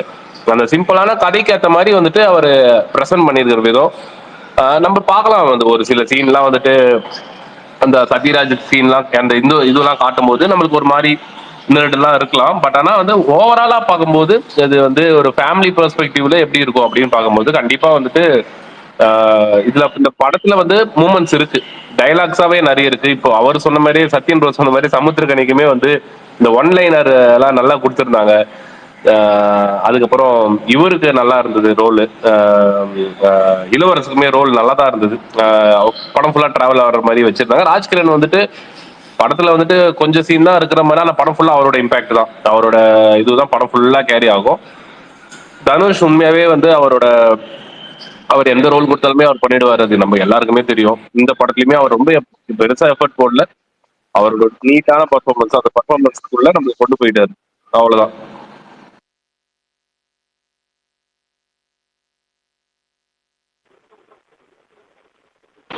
நான் சொல்லட்டுமா தலைவரே? சொல்லுங்க சொல்லுங்க சொல்லுங்க. சொல்லுங்க. ஸோ எனக்கு 2 படமே நான் பார்த்துட்டேன். நேற்று ப்ரீமியர்ல இருந்ததுனால தான் இட்லி கடை பற்றி சொல்ல வரல. ஸோ இட்லி கடையிலேருந்தே ஆரம்பிக்கிறேன். 2022 திருச்சி சம்பளம் எந்த மாதிரி ஒரு இம்பாக்ட் எனக்கு கொடுத்ததோ அதே மாதிரி தான். அந்த படம் ரொம்ப சிம்பிளான ஸ்டோரி லைன் தான், ஆனால் அதில் நடித்த எல்லா ஆர்டிஸ்ட்டும் அவ்வளோ அழகாக நடிச்சிருப்பாங்க. எக்ஸாக்ட்லி இட்லி கடையும் அதே மாதிரி தான், ரொம்ப ரொம்ப சிம்பிளான ஸ்டோரி. பட் எல்லாருமே வந்து என்னன்னா சூப்பராக நடிச்சிருந்தாங்க. எல்லாருக்குமே ஏதோ ஒரு இடத்துல அவங்கவுங்க கேரக்டர் ஸ்கோர் பண்ணுற மாதிரியான ஒரு எலமெண்ட்டை தனுஷ் வச்சிருப்பாரு. சூப்பரான ஒரு ரைட்டிங்காக இருந்தது. எல்லாருக்கான ஒரு கேரக்டர் ஆர்க்குன்றது ரொம்ப சிம்பிளான ஸ்டோரி லைன், அவ்வளோ ஃபீல் குட்டாக அழகாக எடுத்துகிட்டு போய் முடிச்சதாக இருக்கட்டும். படமே வந்து ஒரு ஹார்ட் வார்மிங்காக நான் ஃபீல் பண்ணேன். நிறைய நல்ல நல்ல சீன்ஸ் இருக்குது. நிறைய சீன்ஸில் வந்து என்னென்னா எமோஷனலாக எனக்கு கனெக்ட் ஆச்சு, கண்ணெலாம் கலங்குச்சு. பர்டிகுலரி இது நான் நிறைய முறை சொல்லிட்டே இருக்கேன். எனக்கு அந்த ஏன் பாட்டம் சாங் வர்றப்போ பார்த்தீங்க அப்படின்னா அந்த ஹோல் சீக்வன்ஸே எனக்கு அவ்வளோ ரொம்ப பிடிச்சிருந்தது. அந்த டிசைன் பண்ண விதமும் ரொம்ப நல்லா இருந்தது. அந்த எமோஷனல் கட் வந்து என்னன்னா ரொம்பவே பிடிச்சிருந்தது. இன்டர்வலுக்கு முன்னாடி வர ஒரு சீன். ஸோ அந்த மாதிரி படம் ஃபுல்லாகவே வந்து என்னன்னா எனக்கு நிறைய விஷயங்கள் வந்து கனெக்ட் ஆச்சு. நான் ரொம்ப சர்ப்ரைஸாக எதிர்பார்த்த விஷயம் என்னன்னா, இப்போ ஒரு ஃபீல் குட்டான படத்தில் ஒரு சின்ன ஹாரர் டச் வச்சதுமே பார்த்தீங்க அப்படின்னா சர்ப்ரைஸாக இருந்தது. ரொம்ப புதுசாக நல்லா இருந்தது. ஸோ அந்த மாதிரி படம் ஃபுல்லாக எல்லாருமே வந்து என்னன்னா அவங்கவுங்க ரோலை பர்ஃபெக்டாக பண்ணியிருந்தாங்க. நிறைய சொல்லலாம் அந்த படத்தை பற்றி, பட் எல்லாருமே பேசணும் அப்படின்றதுக்காக எனக்கு ரொம்ப பிடிச்ச படம், ஹார்ட் வார்மிங்காக இருந்த படம் இந்த படம். ஸோ இட்லி கடை டைம் இருந்தால் எல்லாருமே பாருங்கள். எதையுமே எதிர்பார்க்காம நம்ம வாழ்க்கையில் இதுக்கு முன்னாடி நடந்த எல்லார் வாழ்க்கையிலுமே நடந்த இல்லை நடந்துட்டு இருக்க இந்த மாதிரி சம்பவங்களை பேஸ் பண்ணி தான் படமே இருக்கும். அந்த எமோஷன் தான் படத்துக்கான எமோஷனாகவே இருக்கும். ஸோ அந்த மாதிரி சிம்பிளான ஒரு படமாக பாருங்கள், டெஃபினட்டாக எல்லாருக்குமே ஒர்க் ஆகும். தென் காந்தாரை பொறுத்த வரைக்கும் நான் ரொம்ப ஈகராக எதிர்பார்த்துட்டு இருந்த ஒரு படம். எப்படி வந்தோன்னா ஃபுல்லாக பண்ணி எடுத்துகிட்டு வர போகிறாங்க. ஏன்னா பெருசாக ப்ரொமோஷனும் இல்லை, கிரவுண்ட் ரியாலிட்டிலையும் பெருசாக எக்ஸ்பெக்டேஷன் இல்லையே, எப்படி போக போகுதுன்னு தெரியலன்னு நினச்சிட்டு இருந்தேன். பட் ஆனால் அந்த ஒரு ஷோ வந்து என்னென்னா கம்ப்ளீட்டாக வேர்ட் ஆஃப் மவுத்தே மாற்றிருச்சு. விஷுவல் ட்ரீட் இந்த படம் டெஃபினட்டாக நல்ல குவாலிட்டியான ஒரு விஷுவல் உள்ள தேட்டரில் இல்லை சவுண்ட் குவாலிட்டி உள்ள தேட்டரில் பார்த்தீங்க அப்படின்னா இது டெஃபினட்டாக உங்களுக்கு ஒரு பயங்கரமான தேட்டரிக்கல் எக்ஸ்பீரியன்ஸாக இருக்கும். ஃபர்ஸ்ட் ஹாஃப் வந்து என்னென்னா என்னை பொறுத்த வரைக்கும் ஒரு டீசெண்டான ஒரு குட் ஃபர்ஸ்ட் ஹாஃப் அந்த மாதிரி ரேஞ்சில் தான் இருக்கும். பயங்கரமான ஃபர்ஸ்ட் ஹாஃப் கிடையாது. ஆனால் படத்தோட மேஜரே வந்து என்னென்னா செகண்ட் ஹாஃப் தான். செகண்ட் ஹாஃப் தான் அவங்க ஃபுல்லாகவே வந்து என்னென்னா எங்கேஜாக கொடுத்துருந்தாங்க என்னை பொறுத்த வரைக்கும். செகண்ட் ஹாஃப் ஆரம்பிச்சு ஒரு 10-15 நிமிஷத்துலேருந்தே பார்த்தீங்க அப்படின்னா படம் டுவர்ட்ஸ் எண்டு முடிகிற வரைக்குமே எந்த இடத்துலையுமே எனக்கு சுத்தம் கூட வந்து என்னென்னா டவுன் ஆகவே இல்லை. படம் பயங்கரமான ஒரு பீக்கில் போயிட்டு இருந்த மாதிரி. அந்த படத்துலையுமே பார்த்தீங்கன்னா நான் எதிர்பார்த்த ஒரு எமோஷன்ன்றது எனக்கு கனெக்ட் ஆச்சு. அது நல்லா இருந்தது. அவ்வளோ எஃபர்ட் போட்டிருக்காங்க. ப்ரொடக்ஷன் வேல்யூவாக பார்த்தீங்க அப்படின்னா இதெல்லாம் எப்படா பண்ணியிருப்பாங்கன்னு வந்து என்னென்னா நினச்சே பார்க்க முடியல. பண்ணிட்டு இருக்கப்பவே நமக்கு தோணுது என்ன இந்த மனுஷன் இப்படி வேலை பார்த்துருக்காப்புல.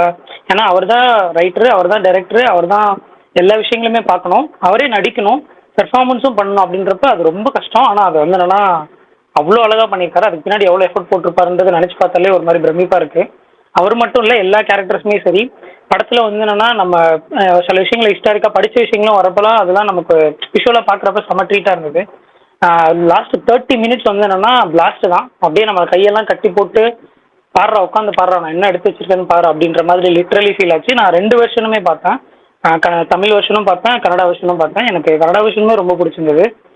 தமிழ் வெர்ஷனோட கன்னடா வெர்ஷன் பயங்கரமாக செலிப்ரேட் பண்ணாங்க. தமிழ் வெர்ஷன் செலிப்ரேட் பண்ணாங்க, பட் மோர் தென் அந்த கன்னடா வெர்ஷன் பயங்கரமாக செலிப்ரேட் பண்ணி கையெல்லாம் எடுத்து கும்பிட்டுட்டு இருந்தாங்க ஈவன் கிளைமேக்ஸ் நான் பார்க்குறப்போ. ஸோ அந்த மாதிரியான ஒரு டிவைன்ஃபுல்லாக இருந்தது. லைக் எப்படின்னா ஒரு திருவிழாவில் ஒரு கும்பமேளாவில் ஒரு 40,000-50,000 பேருக்கு நடுவில் இருக்கேன், எல்லாரும் வந்து என்னன்னா சாமி கும்பிட்டு இருக்கப்போ நம்ம இருக்கோம் அப்படின்னா அந்த ஒரு வைபே ஒரு மாதிரி நம்ம டிவைனாக மாற்றிடும்ல, அந்த மாதிரி இருந்துச்சு லாஸ்ட் ஒரு 30 to 40 மினிட்ஸ் படத்தில். டெஃபினட்டாகவே இது வந்து என்னென்னா விஷுவல் ட்ரீட் தான், கண்டிப்பாக பார்க்கலாம் எல்லாருமே.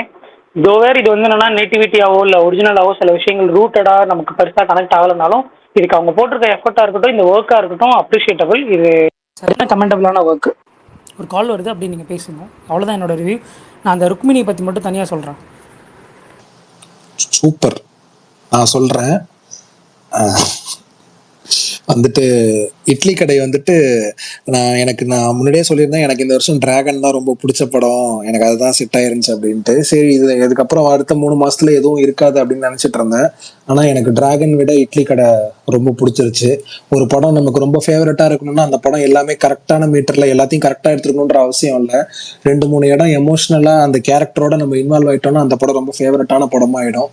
ஸோ அந்த வகையில இட்லி கடை, அதுவும் ஃபர்ஸ்ட் ஹாஃப்லலாம் நிறைய எமோஷனல் மொமெண்ட், ரொம்ப எமோஷனல் ஆகி குறிப்பிட்ட ஒரு 3 சீனு. தாத்தா வந்துட்டு இட்லி சாப்பிட்டு தனுஷை பார்த்து கொடுக்குற ரியாக்ஷன் ஒரு சீன், கண்ணுக்குட்டிய தனுஷ் கட்டி பிடிக்கிற ஒரு சீன், அப்புறம் வந்துட்டு இளவரச அவங்க ஃபேமிலியை மீட் பண்ண போற சீன், அந்த ஒய்ஃப் வந்துட்டு கட்டி பிடிச்சி அழுவாங்க.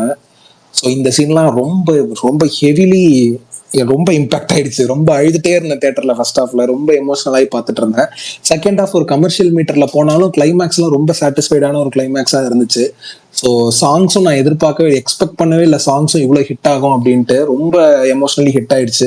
எத்தனை சாமி பாட்டு, அப்புறம் அதுக்கப்புறம் அந்த எல்லா பாடல்களும் மொத்தமாவே ரொம்ப பிடிச்ச படமா இந்த வருஷம் எனக்கு தமிழ் சினிமாவில் இட்லி கடை இருந்துச்சு. ரொம்ப இன்னொரு வாட்டி போய் பார்க்கணும் அப்படின்ட்டு தோணுச்சு. சின்ன சின்ன எந்த விஷயமே இல்லை, எல்லாமே ரொம்ப மெச்சூர்டா ஹேண்டில் பண்ணியிருந்தாரு. இவ்வளோ சூப்பரா ஹேண்டில் பண்ணுவாருன்னு தெரியல. ரைட்டரா தனுஷ் மேல பெரிய மரியாதையா வந்துருச்சு. 2-3 விஷயங்கள் அவ்வளோ சூப்பரா பண்ணியிருந்தாரு. அப்புறம் இந்த சின்ன சின்ன எப்பயுமே பெருசா ஆசைப்படணும், பெருசா திங்க் பண்ணணும் அப்படின்றத தாண்டி இந்த சின்ன சின்ன தொழில் பண்றாங்கல்ல, அவங்கள பேஸ் பண்ணி சாதாரண மனிதர்களை பேஸ் பண்ணி வர படங்கள் எனக்கு எப்பயுமே ரொம்ப பிடிக்கும். அந்த வகையில இட்லி கடை இஸ் மை ஃபேவரட் ஃபிலிம். ரொம்ப நல்லா இருக்கு, ட்ரை பண்ணுங்க, கண்டிப்பா எல்லாருக்கும் பிடிக்கும் அப்படின்னு நம்புறேன் பார்க்காதவங்க. அப்புறம் காந்தாரா, நான் ட்ரெய்லரே பார்த்துட்டு ரொம்ப எக்ஸைட் ஆயிருந்தேன். நான் எந்த மீட்டர்ல நினைச்சனோ அந்த மீட்டர்ல தான் இருந்துச்சு. இப்போ ஒருத்தவங்க கூட சொன்னாங்க, அந்த ஊர் தெய்வங்களை விட்டுட்டு பெரு தெய்வங்கள் பத்தி பேசியிருக்காங்க அப்படின்ட்டு. எனக்கு அப்படி தோணல. அவங்க ஃபுல்லாவே அந்த ஊர்ல இருக்கக்கூடிய அந்த தெய்வத்தை பத்தி தான் ஃபுல்லா கான்சென்ட்ரேட் பண்ணிருக்காங்க. பட் ஆனா அதை சுத்தி கதை வந்துட்டு கொஞ்சம் சிவன் அப்படி இப்படின்னு டிராவல் ஆகுதே தவிர மொத்தமா மெயினா காந்தாரா 1ல எதை பத்தி பேசியிருந்தாங்களோ அதை பத்தி தான் இதுலயும் பேசியிருந்தாங்க.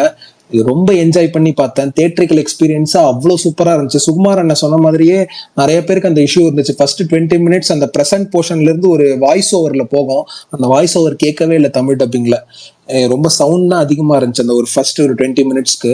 அதை அப்படியே கொஞ்சம் மேனேஜ் பண்ணி பார்த்துட்டேன். அதுக்கப்புறம் படம் ஆரம்பிச்சது. அந்த தேர் சீன்ல இருந்து படம் எனக்கு பிக்கப் ஆயிடுச்சு. ரொம்ப அப்படியே ரொம்ப என்ஜாய் பண்ணி பார்த்துட்டு இருந்தது. எப்படி எடுத்திருப்பாங்க அப்படின்ட்டு தான் யோசிச்சு பார்த்துட்டே இருந்தேன். ரிஷப் ஷெட்டி ஏற்கனவே வாங்கிட்டார் அவார்டு, கண்டிப்பா இன்னொரு அவார்டும் கொடுப்பாங்கன்னு நினைக்கிறேன். அவரு உள்ள அந்த சாமி ஆட்டம் ஆடுறது நிறைய பேர் பண்ணி நம்ம பார்த்திருக்கோம். ஆனா அவர் உள்ள அந்த சாமி போன உடனே அவர் பண்ற அந்த பெர்ஃபார்மன்ஸ் வந்துட்டு, நான் பெருசா கடவுள் நம்பிக்கை இல்ல, பெருசா கும்பிட மாட்டேன். எனக்கே செகண்ட் ஹாஃப்ல அவர் ஃபர்ஸ்ட் டிரான்ஸ்ஃபார்ம் ஆகிற சீன்லாம் ஒரு மாதிரி அப்படியே கையெல்லாம் 2 கையும் அப்படியே கும்பிடுற மாதிரி கொண்டு போயிட்டேன். எப்படி என்ன ஆச்சு அப்படின்னு தெரியல. ரொம்ப டிவைன் ஆயிடுச்சு. அவ்வளோ டிவைன்ஃபுல்லா இருந்துச்சு அந்த பெர்ஃபார்மன்ஸ், ஸ்டன் சீனு எல்லாமே. எப்படி இந்த ஒரு படத்துல உண்மையாலுமே ஒரு ராஜமௌலி படம் பாக்குற மாதிரி தான் எனக்கு ஃபீல் ஆச்சு. விஷுவல் எஃபெக்ட்ஸ், மேக்கிங் அதெல்லாம் பார்த்துட்டு அந்த லிஸ்ட்ல இவரையும் சேர்த்துடலாம் போலயே. அதுவும் பட்ஜெட்டும் இவ்வளவு கம்மின்னு தான் சொல்றாங்க. ஆனா எப்படி இப்படி ஒரு மேக்கிங் அப்படின்ட்டு ரொம்ப பிரமிச்சு மலைச்சு போய் தான் பார்த்துட்டு இருந்தேன். படமாவுமே எனக்கு பெருசா போர் அடிக்கவே இல்லை. இப்ப நிறைய பார்ட் 2 படங்கள் பாக்குறோம். ஆனா நான் ரொம்ப டென்ஸான ஒரு கதை, ஏகப்பட்ட லேயர் போய்கிட்டே இருக்கு, அவ்வளவு விஷயங்கள் பேசிக்கிட்டே இருக்காங்க, நிறைய டீடைலிங். தமிழ் டப்பிங்ல சில விஷயம்லாம் கவர் பண்ணிருக்காங்களான்னு தெரியல. அதான் கனடால பார்க்கணும்னு நினைக்கிறேன். இங்க ரிலீஸ் ஆகல, போய் பார்க்கணும். ரொம்ப லேயர்டான ஒரு கதை, ஏகப்பட்ட விஷயங்கள் பேசுறாங்க. ஃபர்ஸ்ட் ஹாஃப் எதை நோக்கி போகுதுன்றதே தெரியல. ஸோ அவ்வளோ விஷயங்கள் இன்ஃபர்மேஷன் சொல்லிக்கிட்டே இருக்காங்க. அப்புறம் அவர் இன்டர்வியூ, ஹிந்தி இன்டர்வியூ, கன்னடா இன்டர்வியூலாம் படம் வந்ததுக்கு அப்புறம் பார்த்தேன். எல்லாமே ரொம்ப ரிசர்ச் பண்ணி தான் பண்ணியிருக்காரு. ரொம்ப நிறைய விஷயங்கள் அவர் கேள்விப்பட்டது, இந்த ஃபேண்டசி மேட்டர்லாம் நிறைய இருந்திருந்தாலும் நிறைய அவர் கேள்விப்பட்ட கதைகளை வச்சுதான் அவர் சுத்தி எடுத்திருக்காரு. அதனால ரொம்ப என்ஜாயபிளா தான் இருந்துச்சு. அதுவும் இந்த புலி விஎஃப்எக்ஸ்லாம் நான் எக்ஸ்பெக்ட் பண்ணவே இல்லை. இவ்வளோ சூப்பரா அந்த புலியை காட்டுவாங்க. அந்த புலிக்கு ஒரு கனெக்ட், இன்டர்வல் பிளாக்கு, அப்புறம் செகண்ட் ஹாஃப்ல வர ஃபைட், 5 ஸ்டண்ட் மாஸ்டர்ஸ் நினைக்கிறேன். எல்லாருமே எக்ஸ்ட்ராடரியான ஒர்க்கு. கடைசியில காந்தாரா 1லயுமே கடைசியில பெரிய இம்பாக்ட், இந்த படத்துலயுமே கடைசி 20 மினிட்ஸ் அது வந்துட்டு அவர் அந்த ஒரு வேஷம் ஒரு மாறுவாரு. ஒரு ஏற்கனவே சாமி வந்து ஒண்ணு மாறுவாரு, அதெல்லாம் பிச்சு விட்டுட்டாரு. அடுத்த பார்ட் வரும் போல தெரியல. ஆனா இவ்வளவு ரேம்பேஜா, ஏன்னா நேத்து ப்ரீமியர் ஷோ தான் போனேன். மதுரையில ஹவுஸ்ஃபுல் ப்ரீமியர், ஃபேமிலி ஆடியன்ஸ் ஃபுல்லா, பசங்க கம்மி, ஃபேமிலி ஆடியன்ஸ் தான் அதிகம். எல்லாரும் கொண்டாடி தள்ளிட்டாங்க. Special mention மணிகண்டனுக்கு. எனக்கு தெரியும் மணிகண்டன் தான் டப் பண்ணிருக்காரு அப்படின்ட்டு. பட் ஆனா என் ஃப்ரெண்ட்ஸுக்கு எல்லாம் தெரியாது, யாராலையும் கெஸ் பண்ணவும் முடியல. அந்த கேரக்டருக்கு ஏத்த மாதிரி டப் பண்ணியிருந்தாரு. தொண்டெல்லாம் என்ன ஆயிருக்கும்னு தெரியல, தலைவனுக்கு கிழிஞ்சிருக்கும்னு நினைக்கிறேன். அந்த அளவுக்கு ரொம்ப பேஸா சூப்பரான ஒரு ஒர்க் தமிழ் டப்பிங்ல மணிகண்டன் கிட்ட இருந்து. 2-3 பேர் டப்பிங்குமே ரொம்ப நல்லா பண்ணியிருந்தாங்க. ருக்மணி வசந்த் அது முன்னாடியே தெரிஞ்சதுனால அது ஒரு பெரிய சர்ப்ரைஸா இல்லைனாலும் அவங்க ஒரு மாதிரி பார்க்க ரொம்ப அழகா இருந்தாங்க இந்த படத்துல. அவங்கள சூப்பரா காட்டியிருந்தாங்க. அவங்க அந்த இன்ட்ரோ சீன் ரொம்ப பிடிச்சது. அவங்க 2 பேரும் மீட் பண்ணிக்கிற அந்த சீன் வந்து எனக்கு ஒரு மாதிரி ரொம்ப கவித்துவமா சூப்பரா இருந்துச்சு. அந்த சீனு ரொம்ப என்ஜாய் பண்ணேன். மொத்தமாவே அந்த படமும் இன்னொரு வாட்டி தியேட்டர்ல பார்க்கணும் அப்படின்ட்டு ஆசைப்படுறேன். பட் இந்த 2 படத்தை சும்மா கம்பேர் பண்ணணும் இல்லை, இது 2னா எனக்கு இட்லி கடை ரொம்ப ஃபேவரட்டா இருந்துச்சு. தேங்க்யூ. ரொம்ப பேசிட்டு நினைக்கிறேன், சாரி. சாரி, ஒரு ஃபோன் வந்ததுனால அது மட்டும் சொல்லுங்க ஐயா. இது மட்டும் சொல்லிக்கிறேன் ப்ரோ, ஷார்ட் அண்ட் ஸ்வீட்டா சொல்லிக்கிறேன். சொல்லவா? சொல்லுங்க தலைவா, சொல்லுங்க தலைவா. சொல்றேங்கிறீங்களே, சொல்ல மாட்டீங்களே, சொல்லுங்க. ஸ்டன் சீக்வன்ஸை பொறுத்த வரைக்கும் பயங்கரமான ஒர்க் தலைவா. கொரியோகிராஃபி வந்து என்னன்னா சும்மா ஏனோ தானே இல்லாம அதுக்கு அவங்க மேக்கெட் எஃபர்ட் வந்துருந்தா பார்க்கறதுக்கே அவ்வளோ சூப்பராக இருந்தது. அப்புறம் அந்த படத்துல வந்து என்னன்னா ஒரே ஒரு கேரக்டர் மட்டும் ரிஷப்க்கு வந்து என்னன்னா தெரிஞ்சிட்டு இருக்க மாதிரியே வரும் த்ரூ அவுட்டா படம் ஃபுல்லா. அந்த கேரக்டர் யாராவது நீங்க பார்த்தவங்க யார் பண்ணியிருப்பாங்கன்னு கெஸ் பண்ணீங்கன்னா என்கிட்ட சொல்லுங்க. நான் ஒருத்தரை கெஸ் பண்ணேன், இவர் தான் பண்ணியிருப்பாருன்னு. எனக்கு அவராக தான் தோணுச்சு, இவர் தான் பண்ணியிருப்பாரு கண்டிப்பா அப்படின்னு. பட் நீங்க யாராவது பார்த்தீங்கன்னா சொல்லுங்க. நான் நினைக்கிற ஆள் தான் நீங்களும் சொல்றீங்களான்னு தெரிஞ்சுக்கிறேன். 3வது எனக்கு ரொம்ப பிடிச்ச ருக்மிணி. நான் இந்த சர்ப்ரைஸ் முன்னாடியே சொல்லலைன்னா எனக்குமே இது உண்மையிலேயே ரொம்ப சர்ப்ரைசிங்காக இருந்திருக்கும்.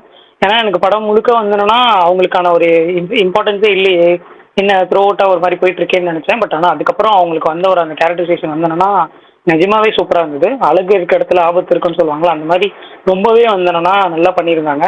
எண்டு மட்டும் தான் வந்தேன்னா வேதனையாக இருந்தாலும் வேதனையாக தான் இருக்குது அப்படின்ற மோடில் தான் இருந்துச்சு. பட் ஆனால் ஆப்வியஸ்லி இந்த மாதிரி படத்துக்கு அந்த மாதிரி ஒரு சீக்வன்ஸ் வரப்போ அப்படி தான் ஒரு எண்டு இருக்கணும். பட் ஓவரால் அவங்களோட ரோல் வந்து என்னன்னா கமெண்டபுளாக இருந்தது. எல்லாரும் அவங்கள அப்ரிஷியேட் பண்ணுறது பார்க்கறதுக்கு ரொம்ப சந்தோஷமா இருந்தது. ஓகே, இந்த மாதிரி ரோல் பண்ணியிருந்தாலும் எல்லாரும் அதை பாராட்டுறாங்க, அப்ரிஷியேட் பண்ணுறாங்கன்றப்ப ஒரு ஆக்ட்ரஸ்க்கு அதுதானே தேவை, பெட்டர்ல. ஸோ இதுதான் என்னோட கருத்து. எல்லாருமே சூப்பரா பேசுறீங்க. நம்மளுக்கு தான் திக்கி திக்கி வருது ஒரு டவுட் ஆயிடுது. எல்லாமே பயங்கர ப்ரொஃபஷனலா பேசுறீங்க. அடுக்கு அடிக்கு தள்ளிடுறீங்க தரமா எல்லாருமே. நீங்களும் செமையா தான் உங்க ஸ்டைல் தனியா இருக்கு, உங்க ஸ்டைல் தனியா இருக்கு. இல்ல இது வந்து எக்ஸ்பீரியன்ஸ் தான். அதை சொல்லுவாங்கல்ல, சித்திரமும் கைப்பழக்கம் செந்தமிழும் நாப்பழக்கம்ங்கிற மாதிரி நம்ம ஸ்பேஸ் ஆரம்பிச்சப்ப பரணி வந்து எனக்குலாம் நான் எப்படின்னா ஸ்பேஸ்லாம் பேச தெரியாது, நான் வந்து அப்படின்னு அவளை யார்ட்டையும் வந்து நான் மிங்கிள் ஆனதில்லை அப்படின்னு அப்படி பரணி. இப்ப கொஞ்ச நேரம் கூட வன்மத்தை கட்டினார்ல, இப்ப புலவல வந்துச்சுல வன்மம். அது மாதிரி இப்ப வந்து பாத்தீங்கன்னா எவ்வளவு சூப்பரா பேசுறாரு. அதெல்லாம் போக போக வந்துரும். நீங்களும் மாசத்துக்கு ஒரு தடவை படம் வரும்போது தானே வரீங்க. இதே நீங்களும் டெய்லி வாங்க. அதுக்கப்புறம் நீங்க உங்க ஸ்டைலே தனி. அன்னைக்கெல்லாம் நீங்க அடிச்சு நவுத்தலையா, அதெல்லாம் தனி ஸ்டைல் உங்களது. ஆனா மொத்தம் 9 பொறுக்கி சார் சொன்ன மாதிரி அவரு பேசினதுக்கு ஈக்குவலா உச்சி கொட்டினதுதான் ஜாஸ்தி. இல்ல அன்னைக்கு ஏதோ இவரு ரிவ்யூ, எந்த ரிவ்யூ நம்ம ரொம்ப சிரிச்சிட்டு இருந்தோம், உழுந்து சிரிச்சோம். எதுக்கு ஓகே ஓகே, மறக்க மாட்டேன் அன்னைக்கு நானு வாழ்க்கையில மறக்க முடியாத நாள். எப்பா சொல்லுங்க, அடுத்து யாரு? பரணி ப்ரோ, நீங்க தான் ப்ரோ சொல்லணும். இல்ல விஷால் ப்ரோனா வந்தானா, அது நீங்க அந்த ஓன்னு கத்துறதுக்குலாம் அது எனக்கு தெரிஞ்சு கர்நாடகத்திலேயே அந்த ஆக்டர்ஸ் பண்ணிருக்க மாட்டாங்க. பிக் பாஸ் மாதிரி அதுக்குன்னு தனி சவுண்டு யாரோ கொடுத்துருப்பாங்கன்னு தோணுது. நீ அந்த ஓன் கத்துறதும் மணிகண்டன் தானா? இல்ல ஓன் கத்துறது இல்ல ஓன் கத்துனது எனக்கு அந்த ஒரிஜினல் வாய்ஸ் இருக்குல்ல, அந்த ஒரிஜினல் வாய்ஸ் அந்த சீக்வென்ஸ்லாம் அப்படியே வச்சுக்கிட்டாங்க. அப்படியே வச்சுக்கிட்டாங்க. ஸ்பீச்லும் ஒண்ணும் பண்ணல, அப்படியே வச்சுக்கிட்டாங்க. ஒரிஜினல் வாய்ஸ் அந்த கன்னட சாங்ஸ், அந்த துளியா அது என்ன லாங்குவேஜ், துளு அதுல வரதெல்லாம் அப்படியே வச்சுட்டாங்க. மணிகண்டனோட யூசுவல் டோன்ல இல்லன்ற அவர் வாய்ஸ் இதுல ஒரு மாதிரி ஒரு பேஸா பேசியிருந்தார்ல. இல்ல அது டப்பிங் நல்லா பேசினாரு. இல்ல அவரே ரிஷப் செட்டியே பேட்டில சொன்னாரு என்னன்னா, அஜித் வாய்ஸ் வந்து இது மிமிக்ரி பண்ணி பார்த்தேன் நாங்க ஒரு அதுல பேஸ் சூப்பரா பேசியிருந்தாரு. அதை பேஸ் பண்ணி தான் நாங்க வந்து அவரை சூஸ் பண்ணோம். அதே மாதிரி அவருக்கு இதுக்கு டப்பிங் யூனியன்ல ஒரு மெம்பரும் கிடையாது. இந்த படத்துக்காக டப்பிங் யூனியன்ல ஒரு கார்டு போட்டு மெம்பர் ஆக்கி இதை பேச வச்சோம் அப்படின்னாரு. ஆனா எனக்கு அந்த தகவல், அந்த பேட்டி பார்த்துட்டோம், அந்த தகவல் தெரியும். ஆனாலும் படம் பாக்குறப்ப ரொம்ப பர்ஃபெக்டா இருந்துச்சு. ரிஷப் செட்டியோட வாய்ஸுக்கு மேட்ச் ஆகிற மாதிரி சூப்பரா பேசியிருந்தாரு. 2-3 இடம் மட்டும்தான் மணிகண்டன் பேசியிருக்காரு அப்படிங்கிறது தெளிவா தெரியும். தவிர மத்த எந்த இடத்துலயுமே மணிகண்டன் தான் பேசியிருக்காரு யார்ட்டையும் சொன்னீங்கன்னா யாரும் நம்ப மாட்டாங்க. நமக்கு தெரிஞ்ச விஷயம் தெரிஞ்ச அந்த அளவு ரொம்ப பர்ஃபெக்டா பேசியிருந்தாரு. அது நல்லா இருந்துச்சு. அப்புறம் படத்தை பத்தி நான் என்ன சொல்லல, படத்தை பத்தி சொல்லிடுறேன் சிம்பிளா. நான் ஏற்கனவே காலைல ரிவ்யூல சொன்னதுதான் இப்ப சத்யன் பிரதர் சொன்னார்ல, அதே தான். ஏன்னா ஃபர்ஸ்ட் பார்ட்ல என்ன இருந்துச்சோ அதே டெம்ப்ளேட்டை அப்படியே திரும்ப ரெப்ளிகா அப்படிங்கிற மாதிரி அந்த சேம் டெம்ப்ளேட் சேம் டெம்ப்ளேட்டஸ் காந்தாரா அப்படியே வந்து திரும்ப இதில் கொடுத்துருக்குறாங்க. எந்த ஒரு மாற்றமும் இல்லை. அதாவது எப்படின்னா விஷுவல்ஸ், குவாலிட்டி, விஎஃப்எக்ஸ், அதுக்கு போக வந்து சில பல கேஸ்டிங் மாற்றங்கள், அப்புறம் காலகட்டம், இது மட்டும்தான் மாறி இருக்கே தவிர மற்ற எல்லாமே பார்த்தீங்கன்னா ஃபர்ஸ்ட் பார்ட்டோட சேம் டேபிள். ஃபர்ஸ்ட் கொஞ்சம் அந்த சேம் பில்டப்பு, அந்த இன்ட்ரோ சேம், இந்த இன்ட்ரோ கொடுப்பாங்களா அந்த கதை இந்த களத்துக்குள்ள போறதுக்கான இன்ட்ரோ, அப்புறம் கொஞ்சம் காமெடி, அந்த காமெடியில் ஒரு டபுள் மீனிங் ஒன்று இழுத்து விடுறது, அப்படியே போயிட்டு இருக்கும்போது இன்ட்ரோல் பிளாக்ல வந்து ஒரு சின்ன ஒரு இன்ட்ரெஸ்டிங்கான இன்ட்ரோல் பிளாக் போயிட்டு திரும்ப செகண்ட் ஹாஃப்ல கொஞ்சம் இதாக போயிட்டு அதுக்கப்புறம் கிளைமேக்ஸ்ல வந்து ஒரு கடைசி ஒரு 10 நிமிஷம் அந்த தெய்வீகத்தை வந்து அப்படியே சூப்பரா பூம் பண்ணி ஒரு 20 நிமிஷம் அப்படியே போட்டு படத்தையே வந்து ஆகா ஓஹோ அப்படின்னு ஆக்கி விட்ட அந்த காந்தாரோட அதே சேம் டெம்ப்ளேட் கிட்டத்தட்ட நம்ம ஊர் காஞ்சனா அரண்மனை மாதிரியான டெம்ப்ளேட். காஞ்சனால என்ன இருக்கும், அவரு பயம் இருக்கும், அவர் வந்து இது அதுக்கப்புறம் அவர் உடம்புக்கு பேய் குத்துறோம், அவர் பயப்படுவாரு, அப்புறம் பேயோட கதையை கேட்டுட்டு அவர் உதவி பண்ணுவார், அப்படியே டெம்ப்ளேட்ல 1 2 3 அப்படின்னு போயிட்டாங்கல்ல. அதே மாதிரிதான் காந்தாரா 1ல என்ன இருந்துச்சோ அதே தான் இதுல. என்னன்னா கொஞ்சம் பிரம்மாண்டம், அவங்களுக்கு பட்ஜெட் இதுல போறதுக்கு சூப்பரா பாட்டு வசூல் பண்ணி கொடுத்துச்சு அப்படிங்கிற பிரம்மாண்டம் இருக்குல்ல, அந்த பிரம்மாண்டம் தெரியுது, தெளிவா தெரியுது. ஒரு ஒரு காமெடி சீக்வன்ஸுக்கு தான் அந்த ஒரு தேரை வச்சு ஒரு சீக்வன்ஸ் வரும், அது காமெடியா தான் போகும். ஆனா அதுல கொண்டு பட்ஜெட் இறக்கியிருப்பாங்க, மேக்கிங் சூப்பரா பண்ணியிருப்பாங்க. சொல்ல போனா இப்ப ராஜமௌழி ஒரு படத்துக்கு என்ன அளவுக்கு மேக்கிங்காக மெனக்கறாரோ அந்த மெனக்கடல் வந்து ரிஷப் செட்டி இருக்கு. அதனால அந்த படம் அசால்ட்டா கூட 500 1000 கோடி அடிக்கும் இந்த படம். அந்த அளவுக்கான ஒரு உழைப்பு இருக்கு படத்துல. அதாவது நீங்க வந்து இந்த கண்டென்ட் இது சேம் கண்டென்ட் தான் நம்ம எடுக்க போறோம், அதுல ஸ்கிரீன் பிளே கொஞ்சம் டிஃபரெண்டா பண்ணுவோம் அப்படின்னு சொல்லி டிஃபரெண்ட் பண்ணிருக்காரு. ஆனா அதுல உழைப்பு, பயங்கரமான உழைப்பு இருக்கு. ரிஷப் செட்டி ஒரு டேரக்டரும், இப்போ ஏற்கனவே சொன்ன மாதிரி ஒரு டேரக்டரா இருந்தும் நடிகரா இருந்து ரெண்டுமே ஒருத்தரா இருக்கிறப்ப அதுக்கு வந்து இன்னும் கொஞ்சம் கூடுதல் உழைப்பு தேவை. அதை கரெக்டா பண்ணியிருக்காரு, நல்ல பர்ஃபார்மன்ஸ். எனக்கு ருக்மிணி வசந்த், ஜெயராம், இந்த ரிஷப் செட்டி இந்த 3 கேரக்டர் ரொம்ப பிடிச்சிருந்துச்சு. இதுல வந்து ஜெயராம் கேரக்டர் எதுக்காக பிடிச்சிருச்சு அப்படின்னு சொன்னா, ஜெயராம் வந்து இந்த மாதிரி பேன் இந்தியா படங்கள் கூட்டு போனாங்கன்னா ரொம்ப டம்மி ரோல் கொடுத்துறாங்க. தமிழ்ல கொடுத்தாலும் இப்பெல்லாம் முன்னெல்லாம் ஒரு தமிழ்ல சூப்பரா ரோல் கூட்டு வருவாங்க, காமெடியா இருக்கும், இல்ல வந்து பர்ஃபார்மன்ஸ் ஓரியன்டா இருக்கும். ஆனா இப்போ வந்து கூப்பிட்டு சும்மா பேருக்கு வந்து நின்று போற மாதிரி தான் அவர் எல்லா படமும் பண்றாரு. இதுலதான் வந்து அவருக்கு வந்து ஸ்டார்டிங் டு எண்டு நல்ல ஒரு பர்ஃபார்மன்ஸ் பிளஸ் வந்து அவருக்கான ஸ்ட்ராங்கான ஒரு ரோல் இருந்துச்சு. அடுத்தது வந்து ருக்மிணி வசந்த், இவரு அமுல் பேபிமான்னு சொல்லிட்டு போயிட்டாரு ஆப்கான் பிரதர். ஆனா என்னன்னா படத்துல எனக்கு வந்து ஒரு ஆப்டான ஹீரோயினை போட்டிருந்தாங்க. ஏன்னா இந்த கேரக்டருக்கு, இந்த கேரக்டர் ஆருக்கு வந்து போகிற இடத்துல நோக்கி போகிற இந்த மாதிரி தான் ஒரு வனப்பா ஒரு ஒரு தேகம் வேணும். அந்த வனப்பான தேகத்தை அழகா, அதாவது ஆல்மோஸ்ட் சொன்ன நம்ம எதாவது சொல்ல செடியூஸ்டு பாடி, அந்த செடியூஸ்டு கேரக்டரை வந்து பண்றதை வந்து சூப்பர், ஒரு சாதாரண விஷயம் கிடையாது. ஆல்மோஸ்ட் சொல்லணும்னா பொன்னியின் செல்வன் நந்தினி கேரக்டர் இப்படிதான் இருக்கணும். இது மாதிரி ஒரு ஒரு எப்படி சொல்றது, இளமையான பெண் தான் வந்து அங்க போட்டிருக்கணும். அந்த ஒரு ஒரு ஒரு ஐஸ்வர்யா ராய் அந்த பீரியட்ல இருந்தாங்கல்ல, அப்போ வந்து போட்டிருந்தாங்க, செம்மையா இருக்கும். ஆனா அவங்க இப்ப இருக்கிற லுக்கு அந்த நந்தினி ரோலுக்கு அந்த பொன்னியின் செல்வன் போடுறதோட இம்பாக்டே பாதிக்கு மேல குறைஞ்சிருச்சு. அது விஎஃப்எக்ஸ் கொஞ்சம் கொஞ்சம் பண்ணாலும் சரி, ஒரிஜினல் இம்பாக்ட் குறைஞ்சிருச்சு. ஆனா இதுதான் இந்த மாதிரி தான் பண்ணிருக்கணுங்கிறேன். ஒரு வந்து நீங்க அழகுங்கிறத தாண்டி நீங்க வந்து ஒரு இந்த செடியூஸ் பண்ற விஷயம்னு ஒண்ணு இருக்குன்னா அதை வந்து இந்த மாதிரி ஒரு பெண் தான் இருக்கணும், இப்படிதான் இருக்கணுங்கிற அளவுக்கு நல்லா பண்ணியிருந்தாங்க. அவங்களுக்கும் நல்ல கேரக்டர், ஒரு ஸ்ட்ராங்கான ரோல், பர்ஃபார்மன்ஸுமே நல்லா பண்ணியிருந்தாங்க. பிஜிஎம், அந்த பிஜிஎம் எப்படி இருந்துச்சு அப்படின்னா, பிஜிஎம் நல்லா இருக்குப்பா ஆனா ரொம்ப இறைச்சலா இருக்குப்பா அப்படின்னு சொல்லி நம்ம கங்குவால என்ன பிரச்சனை சொன்னோமோ அதே தான் இதுலயும்.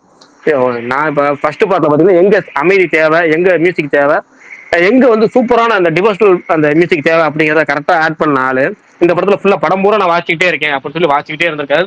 பல இடத்துல வாசிட்டாரு, வாசி தள்ளிட்டாரு. அது கொஞ்சம் பல இடத்துல ரொம்ப இறைச்சலா இருந்துச்சு. அப்புறமேட்டு அந்த தெய்வம், அந்த தெய்வத்தை பத்தி ஃபர்ஸ்ட் பார்ட்ல ஒரு 10 நிமிஷம் வரும்னு நினைக்கிறேன். அந்த அந்த ஊ சவுண்டு, அந்த ஃபைட் சீக்வன்ஸ் ஒரு 10 நிமிஷம், 1/4 மணி நேரம் வரும். டோட்டலா அது 20 நிமிஷம் பிளாஸ்ட்னு வச்சுக்கோங்க. ஒரு 20 நிமிஷம் பிளாஸ்ட்ல அந்த 10 நிமிஷம் அந்த தெய்வீக சீன் வரும்.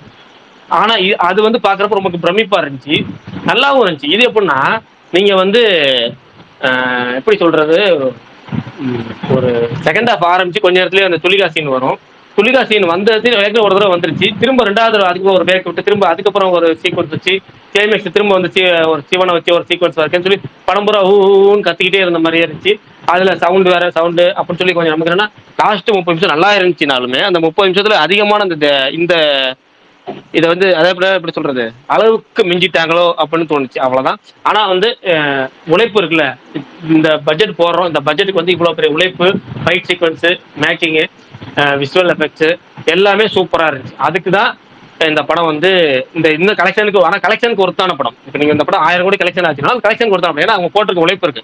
சும்மா நான் கடமைக்கு வந்து படத்தை நானும் இப்போ எடுக்கிறேன் பார்ட் 2 அப்படின்னு சொல்லி அதே கதை வச்சு சும்மா பேருக்கு எடுத்துட்டு போகாம சீன்ஸ் நிறைய வச்சு அந்த சீன்ஸ்ல விசுவல்ஸ் நிறைய காமிச்சது. சும்மா சொல்றேன் ஒரு காமெடி சீக்வன்ஸ் அந்த தேர் சீன்ஸ், அந்த தேர் சீன்ஸ் கிட்டத்தட்ட 10 நிமிஷமும் வரும் நினைக்கிறேன். 10 நிமிஷத்துக்குள்ளேயும் நல்ல உழைப்பு தெரியும் உங்களுக்கு அதுல விசுவல்ஸ். அப்புறமேட்டு மெயின் விஷயம் மறந்துட்டேன்,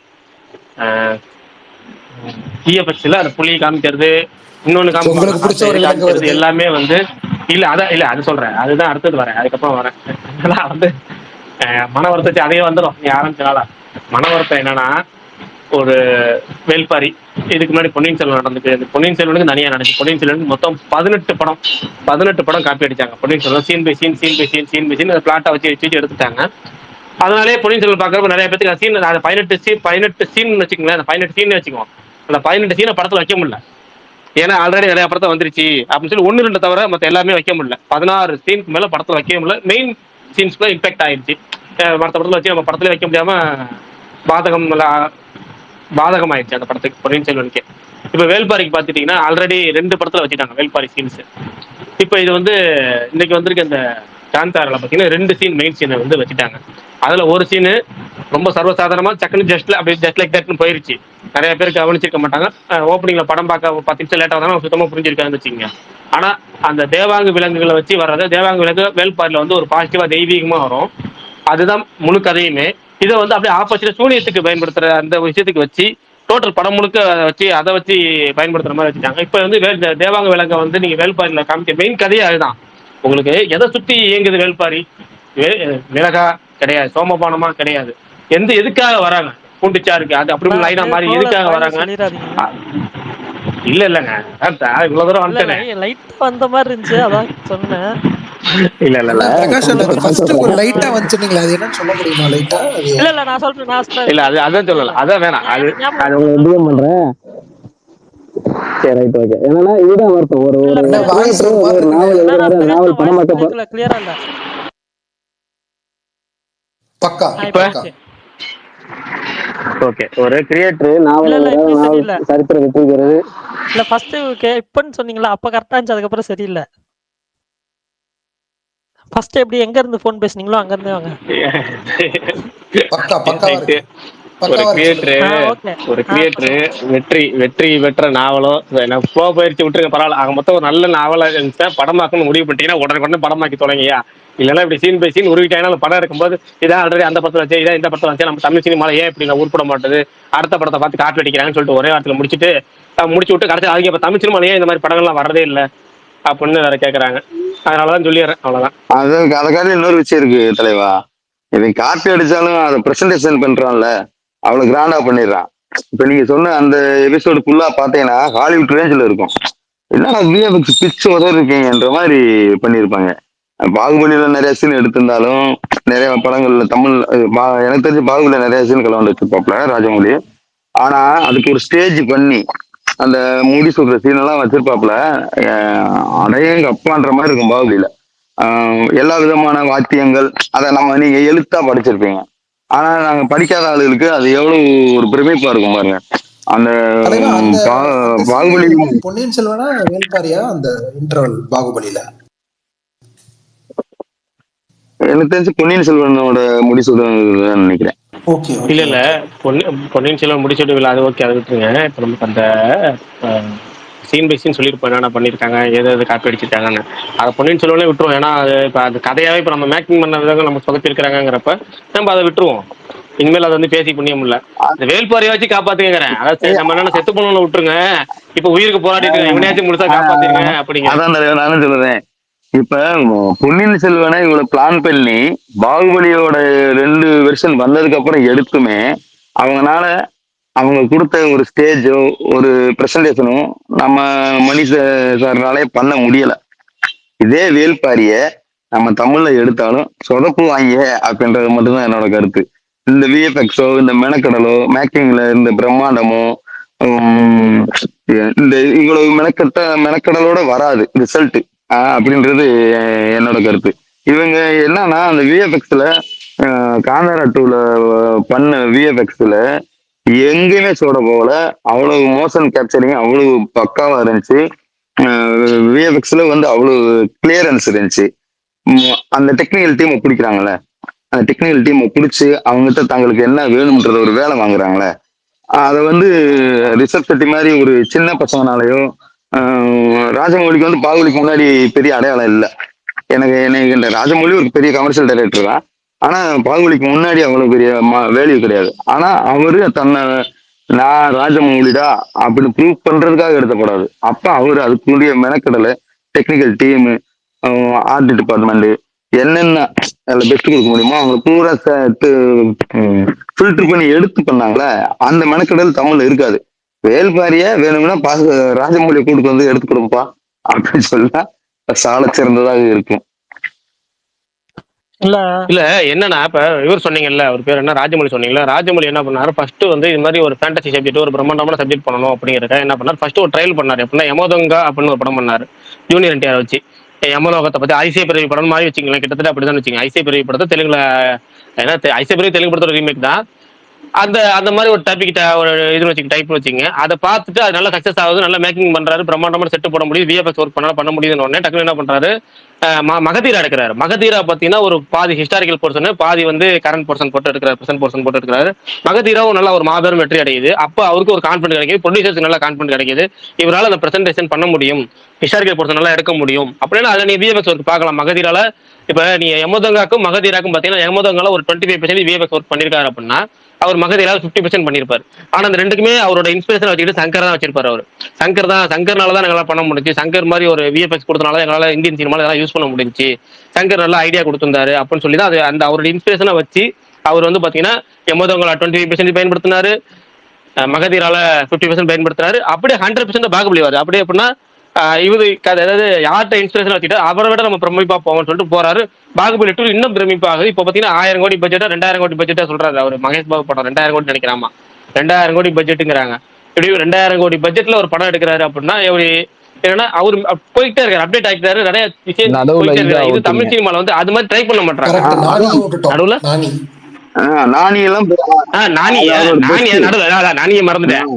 அது 75 வந்துட்டேன். அதாவது 25 50 75 75 மறந்துட்டேன். அது என்னன்னா அவர் சாய்ச்ச விஷயமே என்னன்னா பெரிய ஹீரோ வச்சு மட்டும் நான் எடுக்காம நான் பாரு இப்ப ஹீரோவே இல்லாம எடுக்கிறேன்னு சொல்லிட்டு நானி மாதிரி ஒரு சின்ன ஹீரோ வச்சுட்டு அவரை வந்து சாகடிச்சு விட்டு ஈய வச்சு ஹீரோ ஆக்கி கன்னட ஹீரோ சுதீப் வந்து இதுல வில்லன் ஆக்கி ஒரு வில்லனிசம் சூப்பரா பண்ண வச்சு அதுல விஎஃப்எக்ஸ்ல வந்து மிரட்டி விட்டு அதை இப்படி சொல்ற 25 50 75 போய் 100 மாறின இடம் தான் பாகுபலி. நான் 75 நடுவில் கட் பண்ணிட்டேன். ஆனா விஎஃப்எக்ஸ்ல 100% நானி தான்.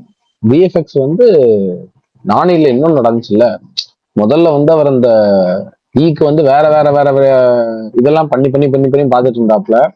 அதுக்கப்புறம் அது சரியா வராம அந்த ஈக்கு எமோஷன்ஸ் வர வரைக்கும் நான் வரமாட்டேன், எனக்கு ஈக்கு க்ளோஸ் வைக்கும்போது அதோட கண்ணு வந்து கலங்கிறது தெரியணும் அப்படின்னாராம். அவங்க ஒரு மாதிரி சார் எப்படி சார் கொஞ்சமாச்சும் ஓரளவுக்கு இப்படி எல்லாம் எப்படி சார் பண்ண முடியும், கண்ணு கலங்குறது ஈயோட கண்ணு எப்படி சார் கலங்கும், அது எப்படி சார் தெரியும், முதல்ல அதை பாக்குறவங்களுக்கும் கூட தெரியாதுல்ல சார் அது அப்படின்னு.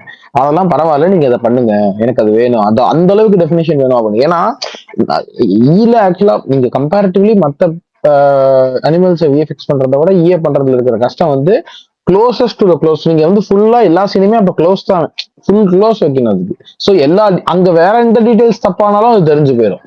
அதுல இன்னும் பயங்கரமான விஷயம் வந்து அந்த இதுதான், அந்த லாஸ்ட்ல அந்த கிளைமேக்ஸ் சீன்ல வந்து கிட்டத்தட்ட அது உடம்பு முழுக்க வெள்ள எரிஞ்சுக்கிட்டே போறது இருக்குல்ல, அந்த அளவுக்கு டீட்டெயில்டா ஒர்க் பண்ணிருப்பாப்ல. அது வந்து எமோஷன் ஆகும்.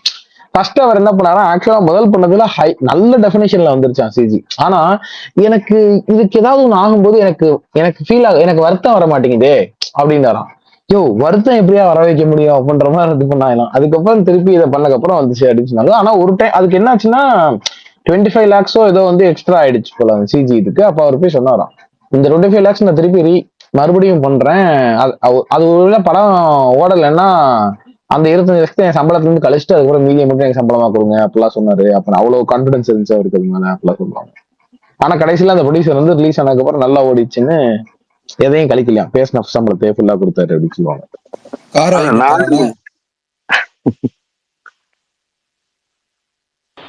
அது நானியை பொறுத்த வரைக்கும் நீங்க சொன்ன எல்லாமே ஓகே. அந்த ஈயோட எமோஷனை கொண்டு வரணும்னு சொன்னாங்களே, விஎஃப்எக்ஸ் 90% பக்காவா ஒர்க் அவுட் 75% ஒர்க் அவுட் ஆச்சுனாலும் அந்த 25% மியூசிக்கை வச்சு அந்த கதறலை கன்வே பண்ணியிருப்பாங்க.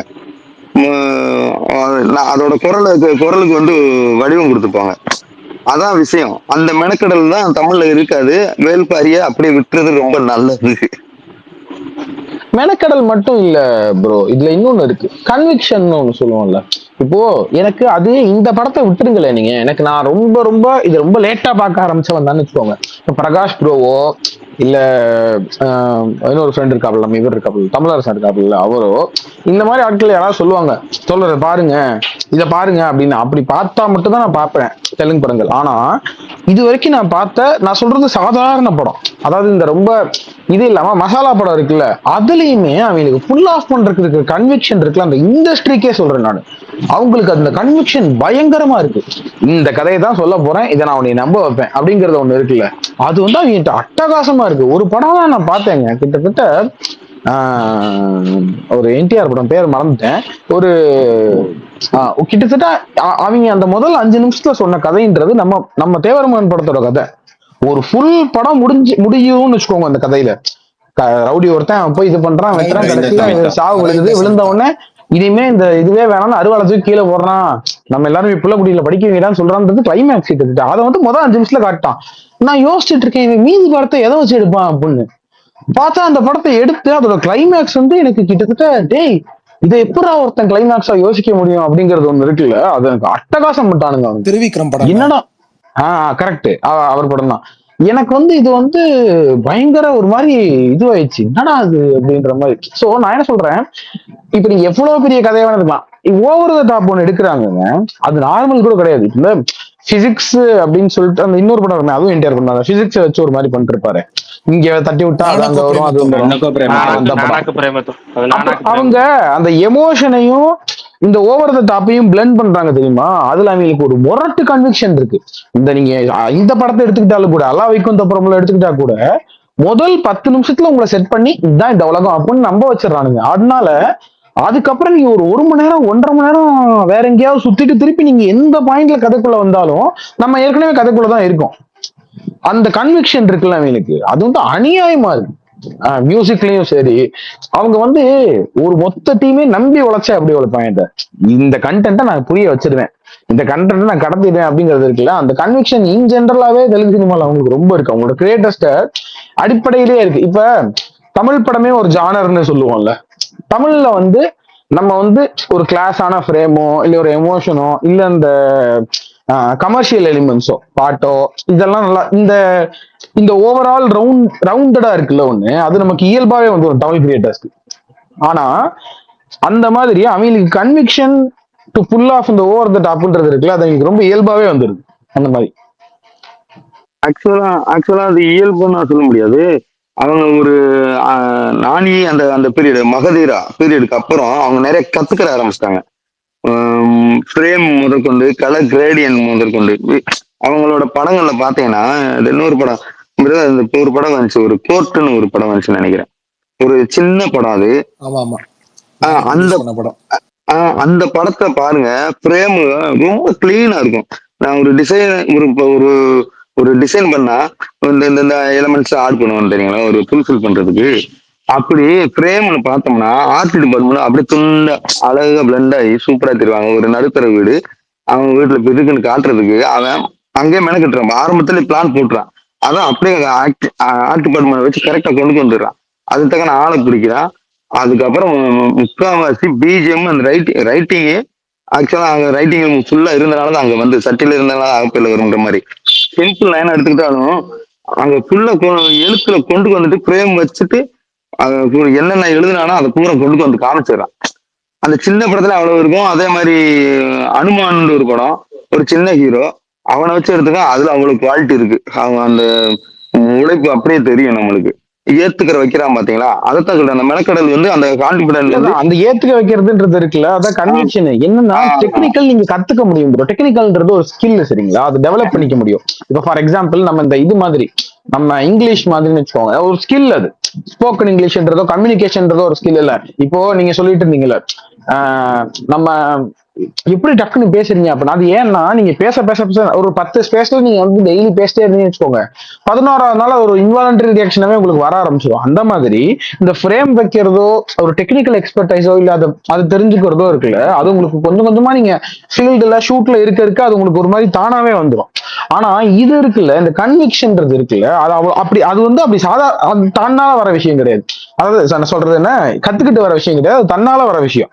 இந்த இப்ப எப்படி நம்ம ஊர்க்காரங்களுக்கு இயல்பாவே தமிழ்ல வந்து ஒரு படம் எடுக்கிறோம் அப்படின்னா நம்ம இயல்பாவே இந்த ஒரு அது ஒரு காமெடி சும்மாவே வந்துடும், ஒரு லவ் சீன்ஸ் வந்து இயல்பாவே வந்துடும். அந்த மாதிரி இப்ப வாழை மாதிரி ஒரு படம் நம்ம எடுத்தா கூட மலையாள படம் மாதிரி அதுல ஒரு ஃப்ரேம்ஸ் இருக்கும், நம்ம தமிழ் படம் மாதிரி காமெடி இருக்கும், அதுல அந்த மாதிரி எல்லாமே சேர்ந்து வந்துருதுல ஒரு மாதிரி ரவுண்டடா.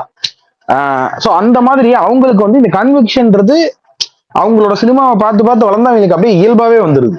அந்த எவ்வளவு பெரிய கதையா இருந்தாலும் நம்ம கன்வின்ஸ் பண்ணிடலாம், நம்ம இதை வந்து ஆடியன்ஸ்க்கு இதை கடத்திடலாம் கரெக்டா, அவங்கள வந்து நம்ப வச்சிடலாம், இந்த உலகத்துக்குள்ள அவங்க இழுத்துற முடியும், அந்நியப்பட்டு போயிட மாட்டாங்க அப்படிங்கிறது இருக்குல்ல. அது அவங்களுக்கு ஒரு மாதிரி இந்த இந்த வீட்டுல அம்மா எல்லாம் வந்து சமையல் பண்ணும்போது என்ன அளவுன்னு கேட்டா அவங்களுக்கு சொல்லவே தெரியாது. அது அளவெல்லாம் தெரியாதா, அப்படியே இந்த இடத்துக்கு போட்டேன் அவ்வளவுதான், இவ்வளவு உப்பு இவ்வளவு இது அப்படின்னு. இப்ப எங்க அம்மாக்கு என்ன சொல்ல சொன்னா அவங்களுக்கு தெரியாது, சொல்ல தெரியாது அவங்களுக்கு. அது அப்படியே போட தெரியும், எனக்கு கையில இருந்துச்சுன்னா அவ்வளவுதான், எனக்கு சொல்லலாம் தெரியாது அப்படின்ற மாதிரி சொல்லுவாங்கல்ல. அந்த மாதிரி அவங்களுக்கு அது ஒரு மாதிரி அப்படியே இயல்பா அந்த கன்விக்ஷனோட அதை ஃபுல் ஆஃப் பண்றதுன்றது ரொம்ப இயல்பா வர ஆரம்பிச்சிருச்சு. அதான் ப்ரோ, நானு அந்த இடத்துல தான் நான் எங்க மாறுபடுறேன்டா, தெலுங்கு சினிமா வந்து ஒரு ட்ரோல் மெட்டீரியல் சினிமாவா இருந்தது. நான் சொல்றது மகதீராவுக்கு முன்னாடி ஏகப்பட்ட வீடியோ நம்ம பார்த்திருப்போம்.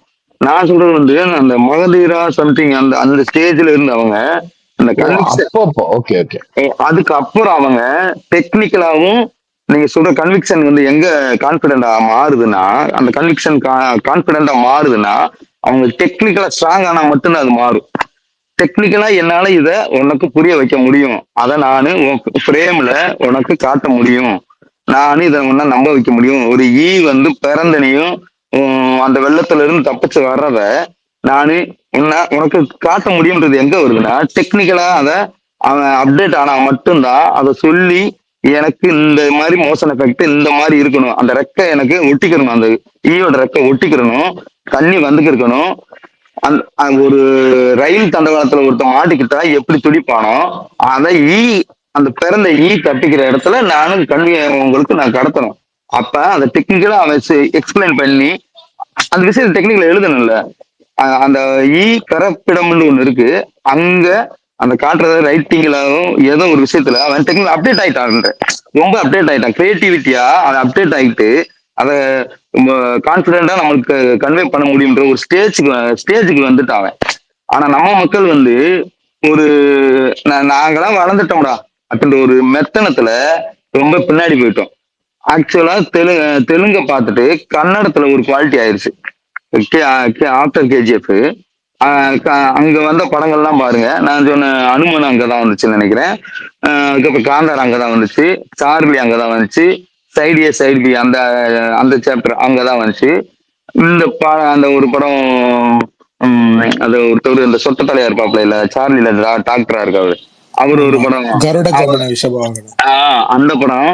இதெல்லாம் பாருங்க, அந்த கேஜிஎஃப்க்கு அப்புறம் ஒரு புரட்சி நடந்திருக்காங்க. டெக்னிக்கலா அவங்க ஒரு டீம் அணுகிற விதம் மாறி இருக்கு, டோட்டலா மாறி இருக்கு. அவனே ஸ்டீம் பண்ணாராயணன்னு ஒரு படம் இருக்கும், அதுவும் அவங்களோட டெக்னிக்கலோட அப்ரோச்சும் மாறிடுச்சு, டோட்டலா மாறிடுச்சு. நாங்க வந்து இன்னும் அந்த குட்டம் குவிந்த கதை போதும்ன்ற மாதிரி தமிழ் சினிமா அப்ப வந்து ஒரு ஆண்ட பரம்பரையா இருந்துச்சு. அவங்கள உடைச்சு மீறி மேல போயிட்டு டெக்னிக்கலா எல்லா விஷயத்திலுமே அவங்க ஸ்ட்ராங் ஆயிட்டாங்க. இனி வந்து அங்கதான் பயங்கரமான படங்கள்லாம் வரும். தமிழ்ல வந்து ஈகோவை மண்டக்குள்ள இருக்க ஒவ்வொரு முடியலையும் நட்டு வச்சிருக்காங்க. அவங்க வந்து என்னைக்குமே ஒரு தரமான படத்தை இது வரும் காலத்துல அரசியல் சார்ந்த படங்கள்ல மட்டும்தான் நம்மளால பெரிய கோல வச்ச முடியும்ல.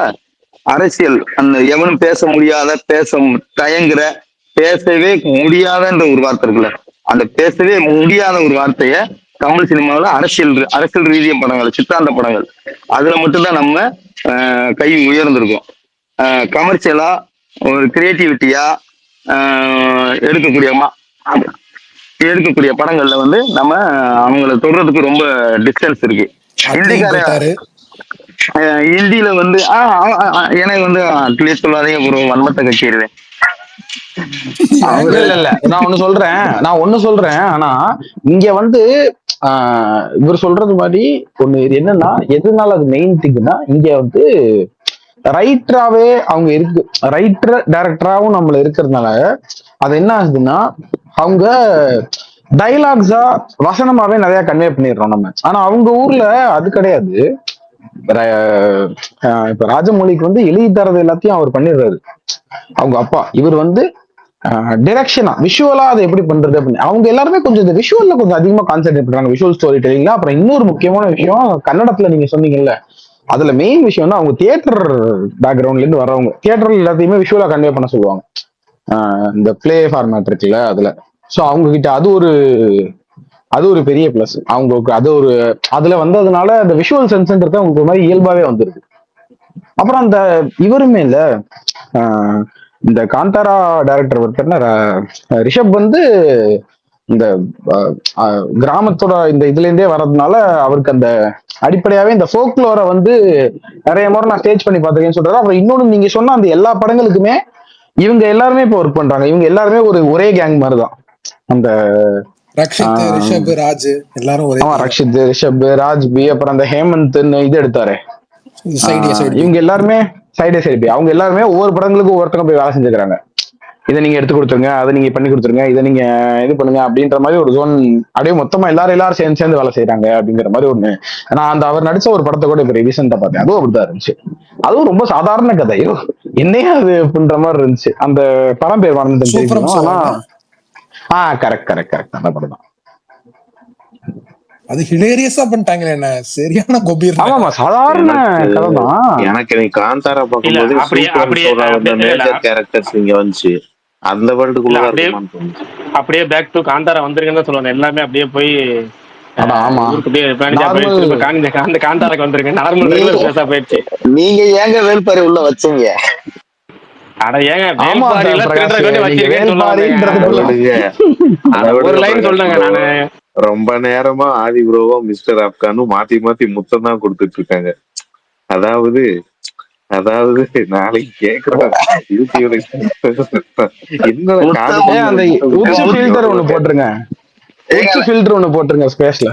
எங்க ஆளு சாம் சிஎஸ் பாத்துறீங்களா, அவரே உச்சி குட்டி தாங்க பேசுவாரு.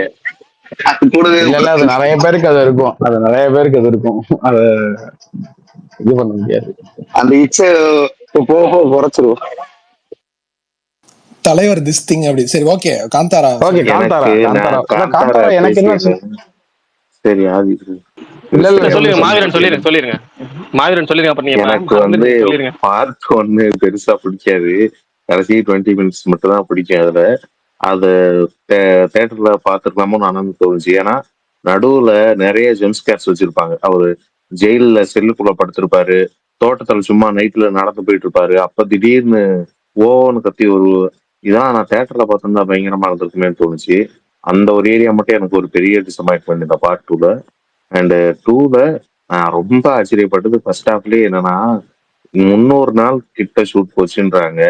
300 நாள் ஷூட்டிங் போனாலே 100 கோடி ஆகுமேடா, இதுக்கு மேல எப்படா இப்படி ஒரு விஎஃப்எக்ஸ் இவங்க பண்ணாங்கன்னா அதுதாங்க எனக்கு ஒண்ணுமே புரியல. எனக்கு இந்த கேள்விக்கு மட்டும் எனக்கு பதிலே தெரியல. இவ்வளவு நாள் ஷூட்டிங் போனோம், சும்மா அங்க போய் ஒரு செட்டு போட்டாலே அதுக்கு நான் 100 கோடிக்கு மேல ஆகும். இவ்வளவு பெரிய சிஜியை எப்படி இவங்க அச்சீவ் பண்ணாங்கன்னே தெரியல. நான் கேஜிஎஃப் 2 அதோட பட்ஜெட் 100 கோடின்னு கேட்கிறப்போ பயங்கர ஆச்சரியப்பட்டேன். இது அதையெல்லாம் தூக்கி சாப்பிட்டுருச்சு. இந்த தேவாங்க விலங்கு சீன் ஒண்ணு வரும், அதெல்லாம் ஹாலிவுட் ஈக்குவல் பண்ணிட்டாங்கன்னு தான் சொல்லுவோம். அப்படியே மொத்தமா ஓடி வர மாதிரி ஒரு சீன் பயங்கரமா இருந்துச்சு. அண்ட் சேரியட் சீன் ஒண்ணு, ஸ்பாயிலர் இல்லாம தான் சொல்றேன், அதெல்லாம் காமெடி சீன். நீங்க லிட்டரலா பாத்தீங்கன்னா அது காமெடி சீன். அதுக்கு பிரம்மாண்டத்தை அட்லி தெளிச்சிருக்காங்க. அப்படி நான் உண்மையிலே இவ்வளவு இந்த படத்தை என்ஜாய் பண்ணுவேன்னு நான் நினைச்சு பார்க்கல.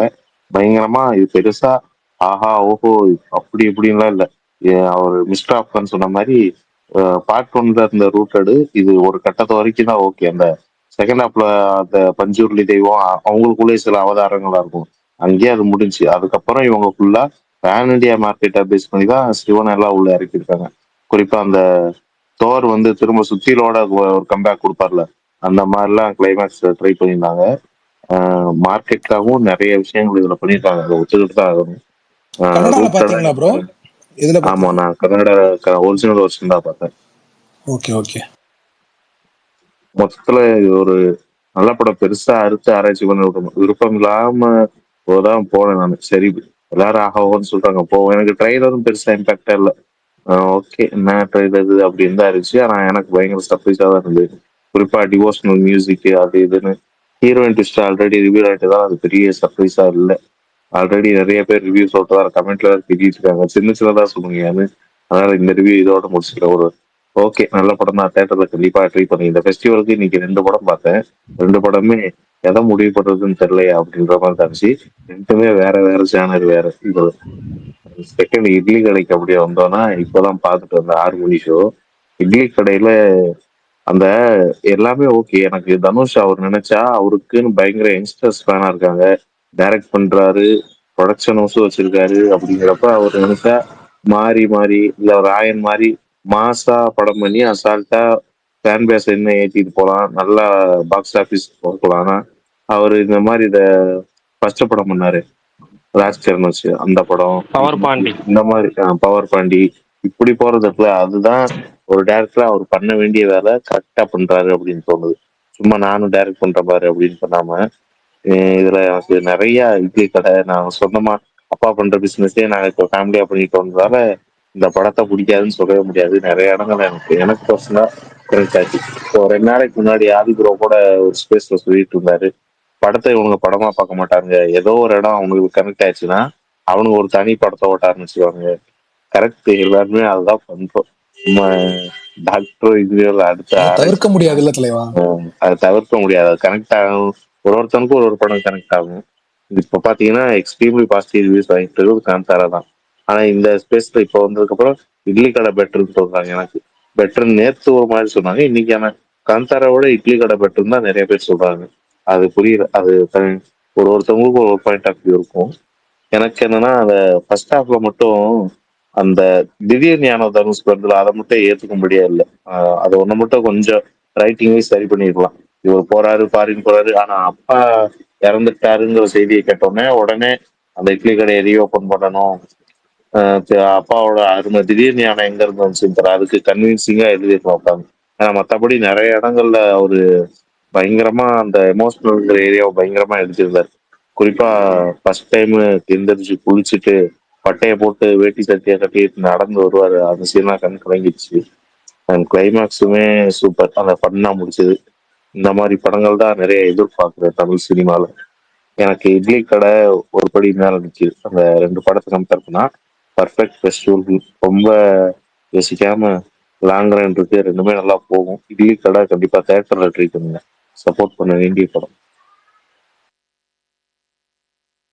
ஓகே, நான் சொல்லவா? ஏன் முக்கியமா விஷயம்? இன்னொரு பாயிண்ட், ஆடியோ லன்ச்லயே தனுஷ் இருந்தாரு. என்னால ரீல்ஸுக்காகவோ அந்த ஹுக் ஸ்டெப்ஸ்க்காகவோ சாங்ஸ் பண்ண முடியாது அப்படின்னு ஜிவி சொன்னாராம். அப்படி தனுஷ் சொல்லியிருப்பாரு. அவர் நெசமாவே சொல்லிதான் அடிச்சிருக்காரு. ஒரு 3 சாங், அந்த எத்தனை சாமி, எம்பாட்டன், அப்புறம் அந்த திருவிழா சாங் எல்லாமே தேட்டர்ல கேட்கும்போது அப்படி இருக்கு. படமா படத்தோட சேர்த்து பார்க்கும்போது இந்த பாட்டுலாம் பயங்கரமா இருக்கும் அப்படின்னு சொல்லியிருப்பாரு. அதை அப்படியே செஞ்சு காமிச்சிட்டாரு தான் சொல்லுவோம். ஜிவி பயங்கரமா ஒரு ஒர்க் பண்ணியிருக்காரு. அவர் 16 வயசுலயே வெயிலோர விளையாடின்னு பாட்டு போட்டவர். இன்னும் அவர் தமிழ் சினிமால எல்லாமே அந்த வருது ரேட்ல பாருங்க ஜிவிட்ட, அதாங்க ரொம்ப ஆச்சரியமா இருக்கு. எது பண்ணாலும் நல்லா பண்ணுது ஜிவி. இந்த படம் பார்க்கும்போது செம்மையான ஒர்க். எனக்கு அந்த எத்தனை சாமி சாங்கு பிஃபோர் ரிலீஸே பயங்கரமான அடிக்குது. அது படத்தோட சேர்த்து பாக்குறப்ப எனக்கு ரொம்ப பிடிச்சிருக்கு அந்த song. Super super. Bharani bro, Aadhi என்ன சூப்பர் ப்ரோ. சொல்லுங்க அடுத்து. நான் சொல்றேன். எனக்கு காந்தாரா இன்னைக்கு காலை தான் போய் பார்த்தேன். நீங்க 2-3 பேர் சொல்லியிருந்தீங்க ஸ்டார்டிங் எதுவுமே வந்து வாய்ஸ் சரியா கேட்கல, பேக்ரவுண்ட் தான் இதாச்சுன்ட்டு. பட் எனக்கு அப்படி எதுவும் இல்லை. எனக்கு நரேஷன் நல்லா தான் போச்சு, எனக்கு பிடிச்சிருந்துச்சு. ஆக்சுவலாக வந்துட்டு ஃபர்ஸ்ட் அந்த ப்ரோலாக் வந்து எனக்கு உண்மையிலே வந்து ரொம்ப பிடிச்சிருந்துச்சு. அதுக்கப்புறம் வர அந்த ஒரு பிளேக் சீன் வந்து நான் எக்ஸ்பெக்டே பண்ணல. எனக்கு ஃபர்ஸ்ட் ஃபர்ஸ்ட் ப்ரோலாக் கேட்குறப்பயே எனக்கு வந்து ஒரு மாதிரி வேல்பாரி வந்து ஸ்ட்ரைக் ஆயிட்டு ஒரே நிமிஷம், சாரி தெரியாம. ப்ரொலாக்னா அது என்ன, ஓப்பனிங் சீன் சொல்றீங்களோ? அந்த ஃபர்ஸ்ட் ஒரு கதை ஸ்டார்ட் பண்றதுக்கு ஓகே ஓகே. பிளாட் செட் பண்றதுக்கு முன்னாடி ஒரு விஷயம் சொல்லுவாங்கல்ல, ஆமா ஆமா இதுதான் சார். பிளாட் அதுன்னு சொல்லிட்டு அதுக்கப்புறம் கதைக்குள்ள போவாங்கல்ல. Okay okay. சாரி சொல்லுங்க. அதுதான். ஸோ அதான் அந்த தேவா கிழங்கு நீங்க சொல்ற மாதிரி அந்த சீக்வன்ஸ் நான் சொல்ல வேணாம்னு நினைச்சேன். அந்த இது நீங்க எல்லாம் சொன்னதுனால சொல்றேன். அந்த ஹோல் சீக்வன்ஸ் நான் பார்க்கும்போது எனக்கு வந்து ஒரு மாதிரி தியேட்டருக்கெல்லாம் அந்த விஷுவலா பார்க்குறப்ப ரொம்ப சர்ப்ரைசிங்கா இருந்துச்சு. ஏன்னா இங்க இந்த மாதிரி ஒரு விஎஃப்எக்ஸ் இவ்வளோ தெளிவா வந்து நம்ம வந்து பார்த்தது கிடையாதுன்றப்போ எனக்கு வந்து ரொம்ப ஹாப்பியா இருந்துச்சு ஒரு சைடு. பட் அதே நல்ல விஎஃப்எக்ஸ் பண்ண ஆளுங்க கிளைமேக்ஸ்ல ஒரு குட்டி சீக்வன்ஸ் ஒன்று வரும். அந்த சீக்வன்ஸுக்கு பெட்டரா பண்ணியிருக்கலாமோன்னு தோணுச்சு. எனக்கு என்ன அவ்வளோ நல்லா இங்கெல்லாம் நல்லா பண்ணிட்டீங்க. மற்ற இடத்துலலாம் விஎஃப்எக்ஸ் நல்லா இருக்கு. பட் ஆனால் அந்த கிளைமேக்ஸுக்கு முன்னாடி வர ஒரு ஷாட்ல வந்துட்டு ஒரு 2 மினிட்ஸ் நினைக்கிறேன் அந்த சீனை. அதுக்கு மட்டும் ஏன் ஒரு மாதிரி பண்ணிட்டாங்க அப்படின்ற மாதிரி தெரிஞ்சு எனக்கு. இந்த நீங்களாம் சொன்ன தேர் சீன் எனக்கு ரொம்ப பிடிச்சிருந்துச்சு. ஒரு ஃப்ரேம் பார்க்கும்போது அவங்க வந்து ரொம்ப எஃபர்ட் போட்டிருக்காங்கன்னு நமக்கு வந்து ஃபீல் பண்ண வைக்கும். அப்பதான் அந்த படத்து மேல நமக்கு வந்து இன்னும் ஒரு சந்தோஷம். எனக்கு அப்படிதான் இருந்துச்சு. எனக்கு வந்து ஒரு ஃப்ரேம் பார்க்கும்போது ரொம்ப ஹாப்பியா இருந்துச்சு. நல்லா ஒர்க் பண்ணியிருக்காங்க அப்படின்ற மாதிரி எனக்கு தோணுச்சு. நரேஷன் மட்டும் மிடில் எனக்கு கொஞ்சம் ஒரு மாதிரி தான் இருந்துச்சு. பட் நீங்க எல்லாம் சொன்னீங்க ருக்மிணி கேரக்டர் வந்துட்டு இப்படின்னு சொல்லிட்டு எனக்கு எதுவுமே தெரியாது. நான் காலையில சுகன் புரா எனக்கு ஒரு மெசேஜ் பண்ணியிருந்தார். என்னன்னா ருக்மிணி கேரக்டர் ஒரு மாதிரி இம்பார்ட்டன்ட் கேரக்டர் தான் அப்படின்னு சொல்லிட்டு. நான் ஃபர்ஸ்டா பாக்குறப்ப எனக்கு எதுவுமே தோணல. சரி ஒரு சொல்லியிருக்காரு ஏதாவது இருக்கும் அப்படின்ற மாதிரி மைண்ட் செட்டில் தான் நான் பார்த்தேன். ஸோ அந்த ஒரு ட்விஸ்ட் வரப்ப எனக்கு ஒரு மாதிரி சர்ப்ரைசிங்கா இருந்துச்சு. அதுவுமே பிடிச்சிருந்துச்சு.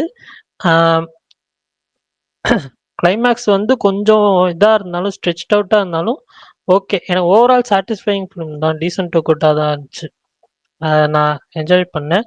தேட்டரா போயிட்டு பிக் ஸ்கிரீன்ல பாக்குற ஒருத்தான படம் தான். ஒரு வாட்டி தாராளமா பார்க்கலாம். அதே மாதிரி இன்னொரு விஷயமும் சொல்லிடுறேன். இந்த பேட்ரியாட் டீசர் நான் சொல்லலைன்னா எப்படி, அதனால நான் சொல்லிடுறேன்.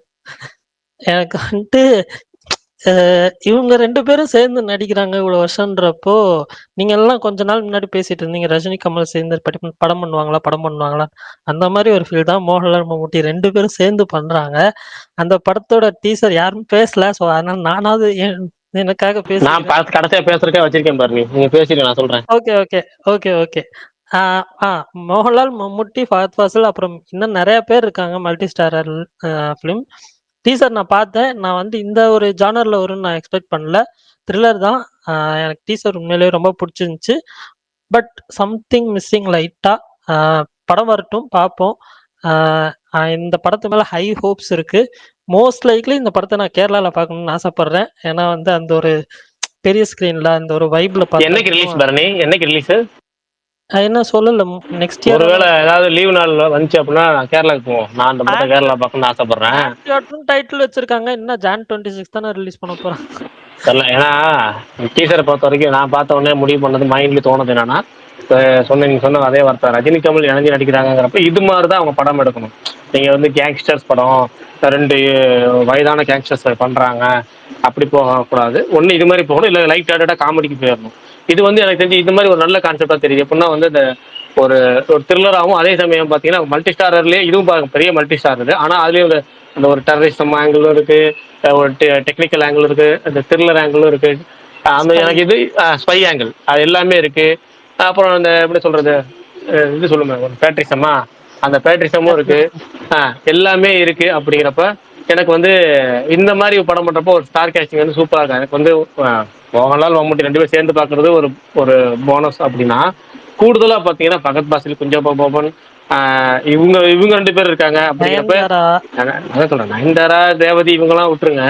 எனக்கு என்னன்னா இப்ப இந்த ஒரு 4 ஸ்டாரு, இந்த 4 ஸ்டார் பாத்தீங்கன்னா எல்லாமே நம்ம ஃபேவரைட்டு.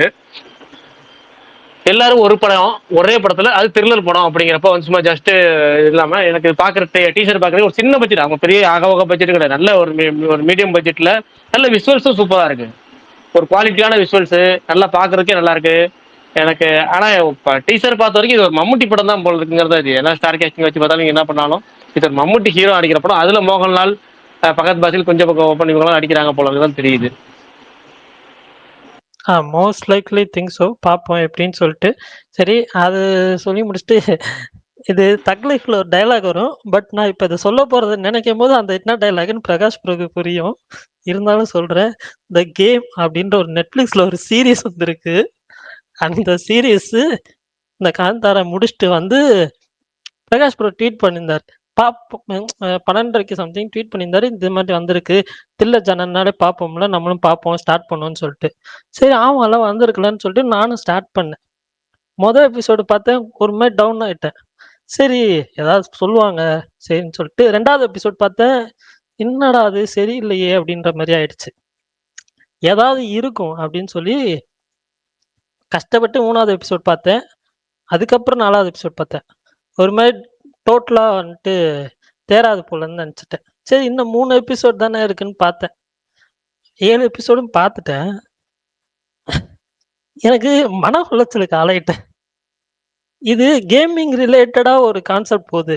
ஓகே, அதுலயே அவங்க வந்து என்ன சொல்ல, அத அவங்க வந்து கோர் கான்செப்டா எடுத்துக்கிறது ஒரு கான்செப்ட். அதாவது என்னன்னா, இந்த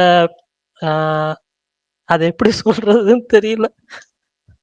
அது அவங்க எடுத்திருக்கிற அந்த ஒரு கோர் ஐடியா வந்து நல்ல ஐடியா தான். அதாவது இந்த ஆணாதிக்கம் பிடிச்ச ஆண்களுக்கு எதிரா பெண்களை அபியூஸ் பண்றாங்க, பெண்களை திட்டுறாங்க, அந்த மாதிரி ஆணாதிக்கம் பிடிச்ச ஆண்களுக்கு எதிரா இருக்கிற ஒரு பெண், அந்த பெண் ஃபேஸ் பண்ற இதுதான்.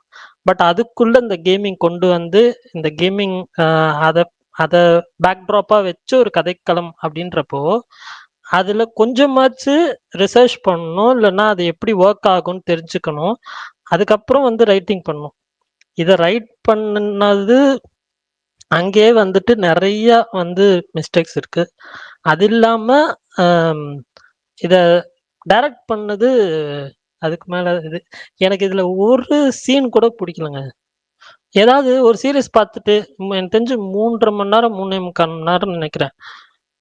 நமக்கு ஏதாவது 1, 2 நல்லா இருக்குதுப்பா, இது நல்லா இருந்துச்சுப்பா, இந்த ஒரு சீன் சூப்பரா பண்ணியிருந்தாங்கப்பா அப்படின்னு ஏதாவது ஒரு படம் பார்த்தா தோணும். 3.25 மணி நேரம் பார்த்துட்டு எதுவுமே பிடிக்கலன்னு சொல்றது இதுதான் நினைக்கிறேன். அந்த மாதிரி தான் இருந்துச்சு.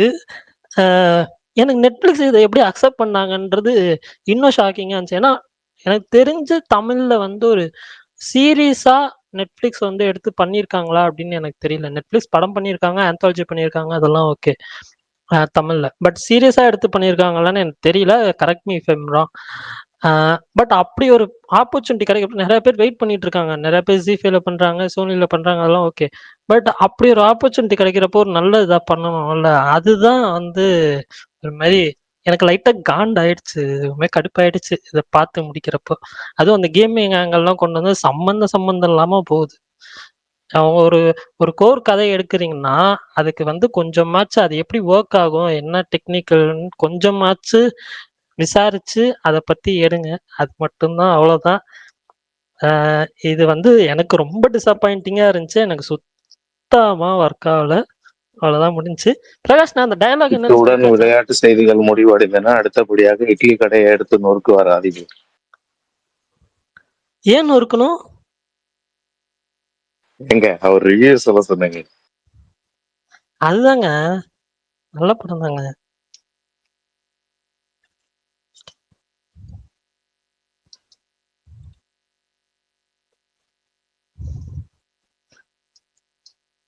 அவர் அமைதியா இருக்காரு. யாரு ப்ரோ? பரணி ப்ரோ, நீங்க பேசுறது 4-5 பேரு கூட இருக்கப்ப லவ்வர் போன் பண்ணா அப்படியே ஒதுங்கி போய் சைலண்டா ஒரு மாதிரி பேசுவோம் தெரியுமா? அது மாதிரி இருக்கு. நீங்க மட்டும்தான் சொல்லல, நீங்க சொல்லிட்டீங்க, சந்தோஷம். நீங்க மட்டும்தான் சொல்லல, சொல்லிட்டீங்க. மறைமுகமா இதே வார்த்தையை மறைமுகமா சொல்லி சொல்லி பார்த்தாங்க நிறைய பேரு. நீங்க ஓப்பனா சொல்லிட்டீங்க, அவ்வளவுதான். இல்ல இல்ல இல்ல ஒரே நிமிஷம். நான் பேசுறது வால்யூம் லோவா இருக்குன்றதுனாலயா, இல்ல இந்த பேச்சு வாக்கே அப்படிதான் இருக்குன்றீங்களா? எனக்கு புரியல. இல்ல ப்ரோ, உங்க குரலே அப்படித்தான் போல. ஆனா பேசுற அந்த பதம் இருக்குல்ல, அப்படியே ஒரு அதான் லவர் கூட கொள்ளலாம் கழிச்சு கூட்டத்துக்குள்ள இருக்கப்ப போன் போட்டு நீ ஒதுங்கி போய் என்னாச்சு, என்ன நல்லா இருக்கியா, அந்த பேச அப்படி இருக்கு. ஐயோ கடவுளே! சரி ஓகே. இது மாத்திக்க முடியாது ப்ரோ. கொஞ்சம் சகிச்சுக்கோங்க. இல்ல இட்லி ப்ரோ, கடையில வந்து நல்லா இருக்கு.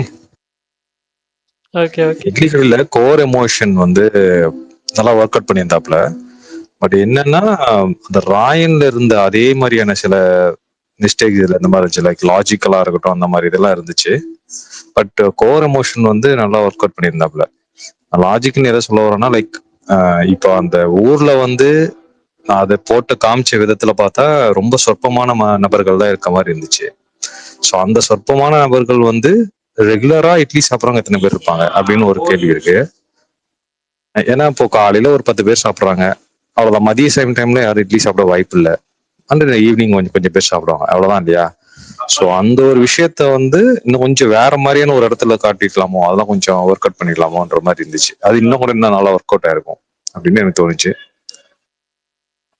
மற்றபடி கோர் எமோஷன்ல அந்த ராஜ்கிரனுக்கும் தனுஷ்கும் அவருக்கும் உண்டான எமோஷன் வந்து த்ரூ அவுட் கேரி பண்ணனால இந்த இதுகள்லாம் கொஞ்சம் அடிபட்டு போச்சு. பட் ஸ்டில் அந்த வில்லன் அந்த கான்ஃபிளிக்ட் வந்து பெருசா எதுவும் இல்லை படத்துல எனக்கு தெரிஞ்சு. அருண் விஜய் வந்து கொஞ்சம் எக்ஸ்டெண்ட் பண்ணி போயிட்டே இந்த மாதிரி இருந்துச்சு. நான் நீ எதை பண்றேன், நான் பதிலுக்கு இதை பண்றேனா அப்படின்ற மாதிரியே போயிட்டு இருந்த மாதிரி இருந்துச்சு. அந்த ஒரு விஷயம் இருந்துச்சு. ஆனா நீங்க பெரிய லாஜிக் மிஸ்டேக் இன்னொன்று இருக்கு, அதை கவனிச்சிங்களா? இட்லி கடையை விட எப்பவுமே பரோட்டா கடைக்கு தான் டிமாண்ட் ஜாஸ்தி. பிசினஸ் படுக்கவே படுக்காது.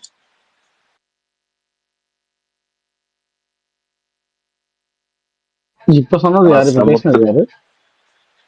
மகாவீர் இல்லங்க, இதுக்கு முன்னாடி இந்த ரிவ்யூ சொன்னது யாரு? இட்லி கடைக்கு முருகேஷ் ப்ரோ. நான் தான் முருகேஷ். ஓகே. இந்த இது மாதிரி சொல்றாரு, நான் தான்ப்பா முருகேஷ். சந்திரபுரி படத்துல வரேன்.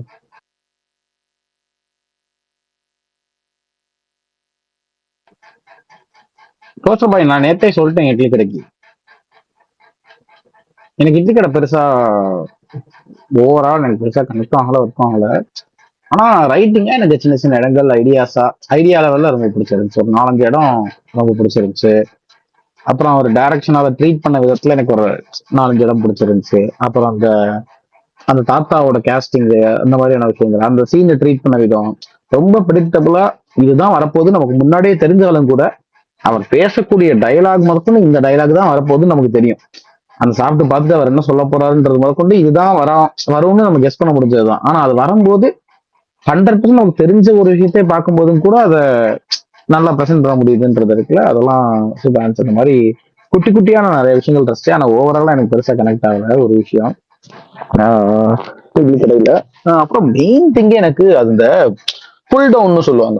ஒரு படத்தை வந்து உங்களுக்கு அந்த படம் டீசெண்டா இருக்கே, ஓகே, அது மட்டும் கடந்து போயிடுச்சு, ஓகே தான், நல்லா இருக்கு அப்படின்னு சொல்லிட்டு நம்ம வெளியே வந்துருவோம். ஆனா அந்த புல் டவுன் பண்ணி விடுறது இருக்குல்ல, இறக்கி விடுறது இருக்குல்ல காலை பிடிச்சி, அதை வந்து எனக்கு அந்த வில்லன் ட்ராக் பண்ண மாதிரி இருந்துச்சு. எனக்கு அது டோட்டலாவே ரொம்ப அப்படியே ஆர்டிபிஷியல் ஆயிடுச்சு. இதெல்லாம் நம்புற மாதிரியா இருக்கு அப்படிங்கிறது ஒண்ணு. இன்னொன்னு, அது எதுவுமே எமோஷனாவே கன்வே ஆகாம வெறும் தகவல்களை கடத்திக்கிட்டே இருந்த மாதிரி இருந்துச்சு. அப்புறம் அடிப்படையா அது அந்த படத்தோட பேஸ் விஷயத்தோடய அது கான்ட்ராடிக்ட் பண்ணுது. அதாவது அகிம்சை தான் சரி, அகிம்சை தான் சரின்னு ப்ரீச் பண்ற படம் அடிச்சா கூட ரிட்டாலியேட் பண்ணாம இருக்கான். சரிப்பா, அகிம்சைன்றது வேற, அடிச்சா திருப்பி ரிட்டாலியேட்டே பண்ணாம இருக்கிறதுன்றது வேற. இல்ல, நீ அடிக்க வேணாம் அவனை, திருப்பி நீ போலீஸ்ல சொல்லலாம், இல்ல இவங்க என்ன இந்த மாதிரி பண்றாங்கன்றத இது பண்ணலாம், என்ன ட்ரை பண்ற, இல்ல அந்த பொண்ணு கிட்ட சொல்லலாம் என்ன பண்றீங்கன்றத, நீ ஏன் அதை எதுவுமே பண்ணாம இருக்க அப்படின்ற மாதிரி ஒரு ஜோன்ல அந்த அதுக்கும் அகிம்சைக்கும் என்ன சம்பந்தம் அப்படின்ற மாதிரி ஒரு ஜோன்ல இருந்துச்சு. அப்புறம் இன்னொன்னு, அகிம்சை இந்த ட்ராக்ல பேசிக்கிட்டு அந்த ட்ராக்ல கடைசியா தியேட்டர் மூமெண்ட் வந்து பிள்ளைய வந்து அடிச்சு வளர்க்கணும்ன்றத வெவ்வேறு மாடுலேஷன்ல வெவ்வேறு சீன்ல வெவ்வேறு ஆட்கள் சொல்லிக்கிட்டே இருக்காங்க திருப்பி. ஒரு சீன்ல தனுஷ் சொல்லுவாரு, இன்னொரு சீன்ல நீ எல்லாம் அவனை அடிச்சு வளர்க்கணும் அப்படின்னு சொல்லி அந்த இவர் நான் ஆடுகளம் நிறையன்னு சொல்லுவாரு. கடைசியில வந்து பாத்தீங்களா இந்த அடியை உதவியே போட்டிருக்கேன் அப்படின்னு இளவரசர் சொல்லுவாரு. யோ, என்னதான் சொல்ல வரீங்க, அகிம்சைனா வெளியே மட்டும் தானா, பிள்ளைய மட்டும் அடிக்கலாமா, இதுமே அநியாயமா இருக்கு அப்படின்ற மாதிரி இருந்துச்சு. தப்பு பண்ணா அப்படின்னா நீ முதல்ல இருந்து அதை கண்டிச்சு இல்ல இதை பண்ணக்கூடாது அப்படின்னு சொல்லியிருந்தாலே அது ஓகே தான். அதை அடிச்சுதான் அதுக்கு ஒரு தேட்டர் மொமெண்ட் வைக்கணும் அவசியம் இல்லை. எனக்கு அந்த ஸ்டேஜிங்ல இருந்து அந்த அடிக்கிற மொமெண்ட்ல இருந்து எல்லாமே வந்து இந்த சீரியல் எல்லாம் வரும்ல அந்த மாதிரி இருந்துச்சு. எனக்கு ரொம்ப அந்த சீரியல் டோன் எடுத்ததுனால எனக்கு அது ரொம்ப, இப்ப நான் சீரியல்னு சொல்றது சிம்பிளா இருக்கிற கதை களத்தை இல்லை, ஏன்னா அந்த சீரியல் மாதிரி இருக்கிற கதைக்களத்தையே எடுத்து திருச்சிற்றம்பலம் மாதிரி ரொம்ப குவாலிட்டியான படம் கொடுத்தவர் தனுஷ். ஸோ எனக்கு என்ன தோணுச்சுன்னா நீக்குக்கு இது பரவாயில்ல, ஆனா தனுஷோட லெவல் இது இல்லை, அவரால் இன்னும் முடியும்ன்ற மாதிரி எனக்கு அது இருந்துச்சுன்றதுனால. இந்த படிக்கிற பையன் வந்து 60 வாங்கினா 60 நிலமா இருக்கு, ஆனா நீ 60 வாங்குற ஆள் பண்ணுவாங்கல்ல, அந்த மாதிரி எனக்கு அப்படிதான் தோணுச்சு இட்லி கடை. காந்தாரா காந்தாரா எனக்கு வந்து எனக்கு இதெல்லாம் சொல்றது ஆச்சரியமா இருக்கு. இந்த படத்துல வந்து அவங்க பேன் இண்டியாக்காக ஆர் இந்த இந்து தெய்வத்தை நாட்டார் தெய்வங்களோட கதையில வந்து இந்த சனாதன தெய்வங்களை சேர்த்துட்டாங்கன்னு சொல்றதெல்லாம் எனக்கு ஆச்சரியமா இருக்கு. ஏன்னா ஃபர்ஸ்ட் படத்துலயே அவங்க அதான் பண்ணியிருப்பாங்க. ஃபர்ஸ்ட் படம் வந்து குலிகா அப்படின்ற நாட்டார் தெய்வ வழிபாட்டு பத்தின படமா ஆரம்பிச்சு அது முடியும் போது அதை வராக ரூபமாவே, அதாவது குலிகாவே வராக ரூபமாக்கி இருப்பாங்க. அதாவது நாட்டார் தெய்வ வழிபாடுன்றது அதுக்கு எதிரானதுதான், அது எதிரானது இல்லை. ஐ மீன் அது இது எங்களோட தெய்வமே இல்லையப்பா, இதானே எங்க தெய்வம் அப்படின்றத நாட்டார் தெய்வ வழிபாடு. ஆனா அதுலயே வந்து ஃபர்ஸ்ட் பார்ட்லயே வந்து அந்த வராக ரூபம்னு தாக்குது அந்த மாதிரிதான் ஒரு விஷயம் பண்ணிருப்பாங்கன்னு வச்சுக்கோங்க. ஸோ ஆனா எனக்கு அந்த கம்பேரிட்டிவ்லி அந்த படத்துல எனக்கு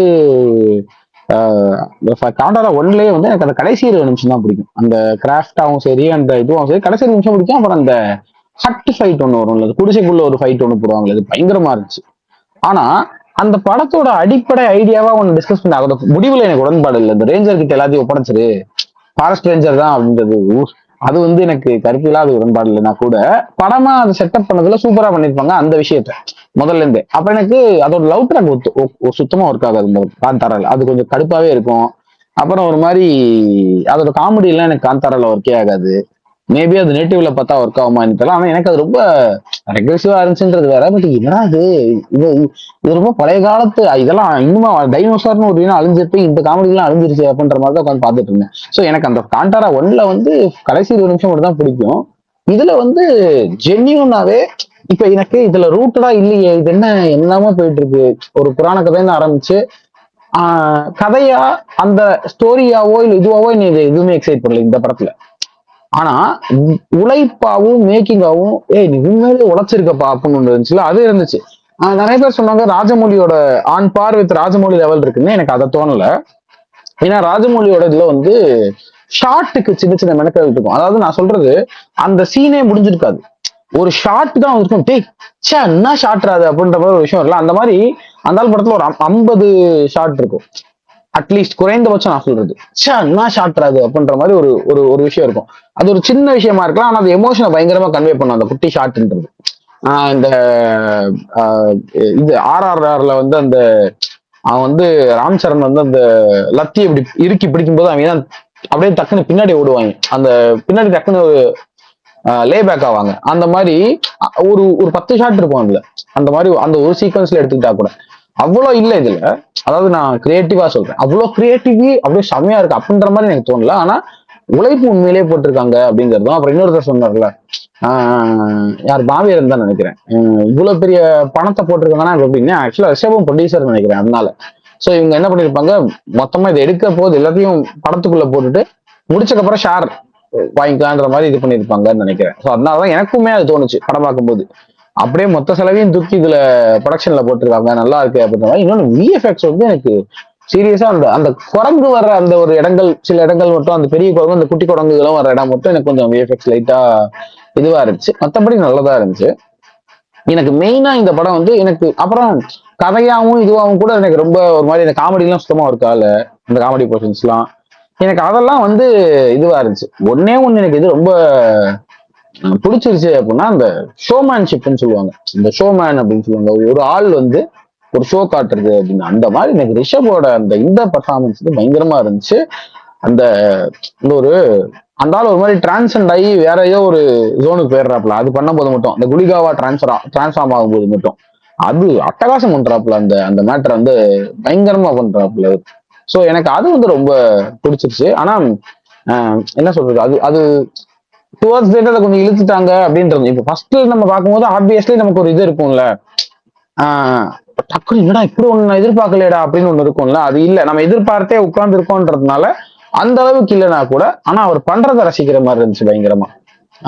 சூப்பரா பண்ணிருக்காருல எனக்கு. ஆனா எனக்கு இங்கெல்லாம் சொன்ன மாதிரி ருக்மிணியோடது வந்து எனக்கு பயங்கர அழகா இருந்தாங்க. எனக்கு பிரகாஷ் சொன்ன அந்த ஆங்கிள் ஒர்க் ஆச்சு. ஓகே, ஒருத்தவங்க வந்து இவங்கள ஒரு ட்ராப் பண்றதுக்காக ஒரு ஹனி ட்ராப் மாதிரி ஒண்ணு யூஸ் பண்றாங்கன்ற அந்த விஷயத்துக்கு அவங்க சூப்பரா செட் ஆனாங்க. அந்த மேட்டர் வந்து பயங்கரமா ஒர்க் ஆச்சு. ஆனா எனக்கு செகண்ட் ஹாஃப்ல அந்த டிரான்ஸ்ஃபர் நடக்கும்போது அவங்களுடைய அந்த நடிப்புன்றது எனக்கு தெரியல. எனக்கு அது அப்ப இங்க அந்த அளவுக்கு அது நடிப்பா ஒர்க் ஆகல.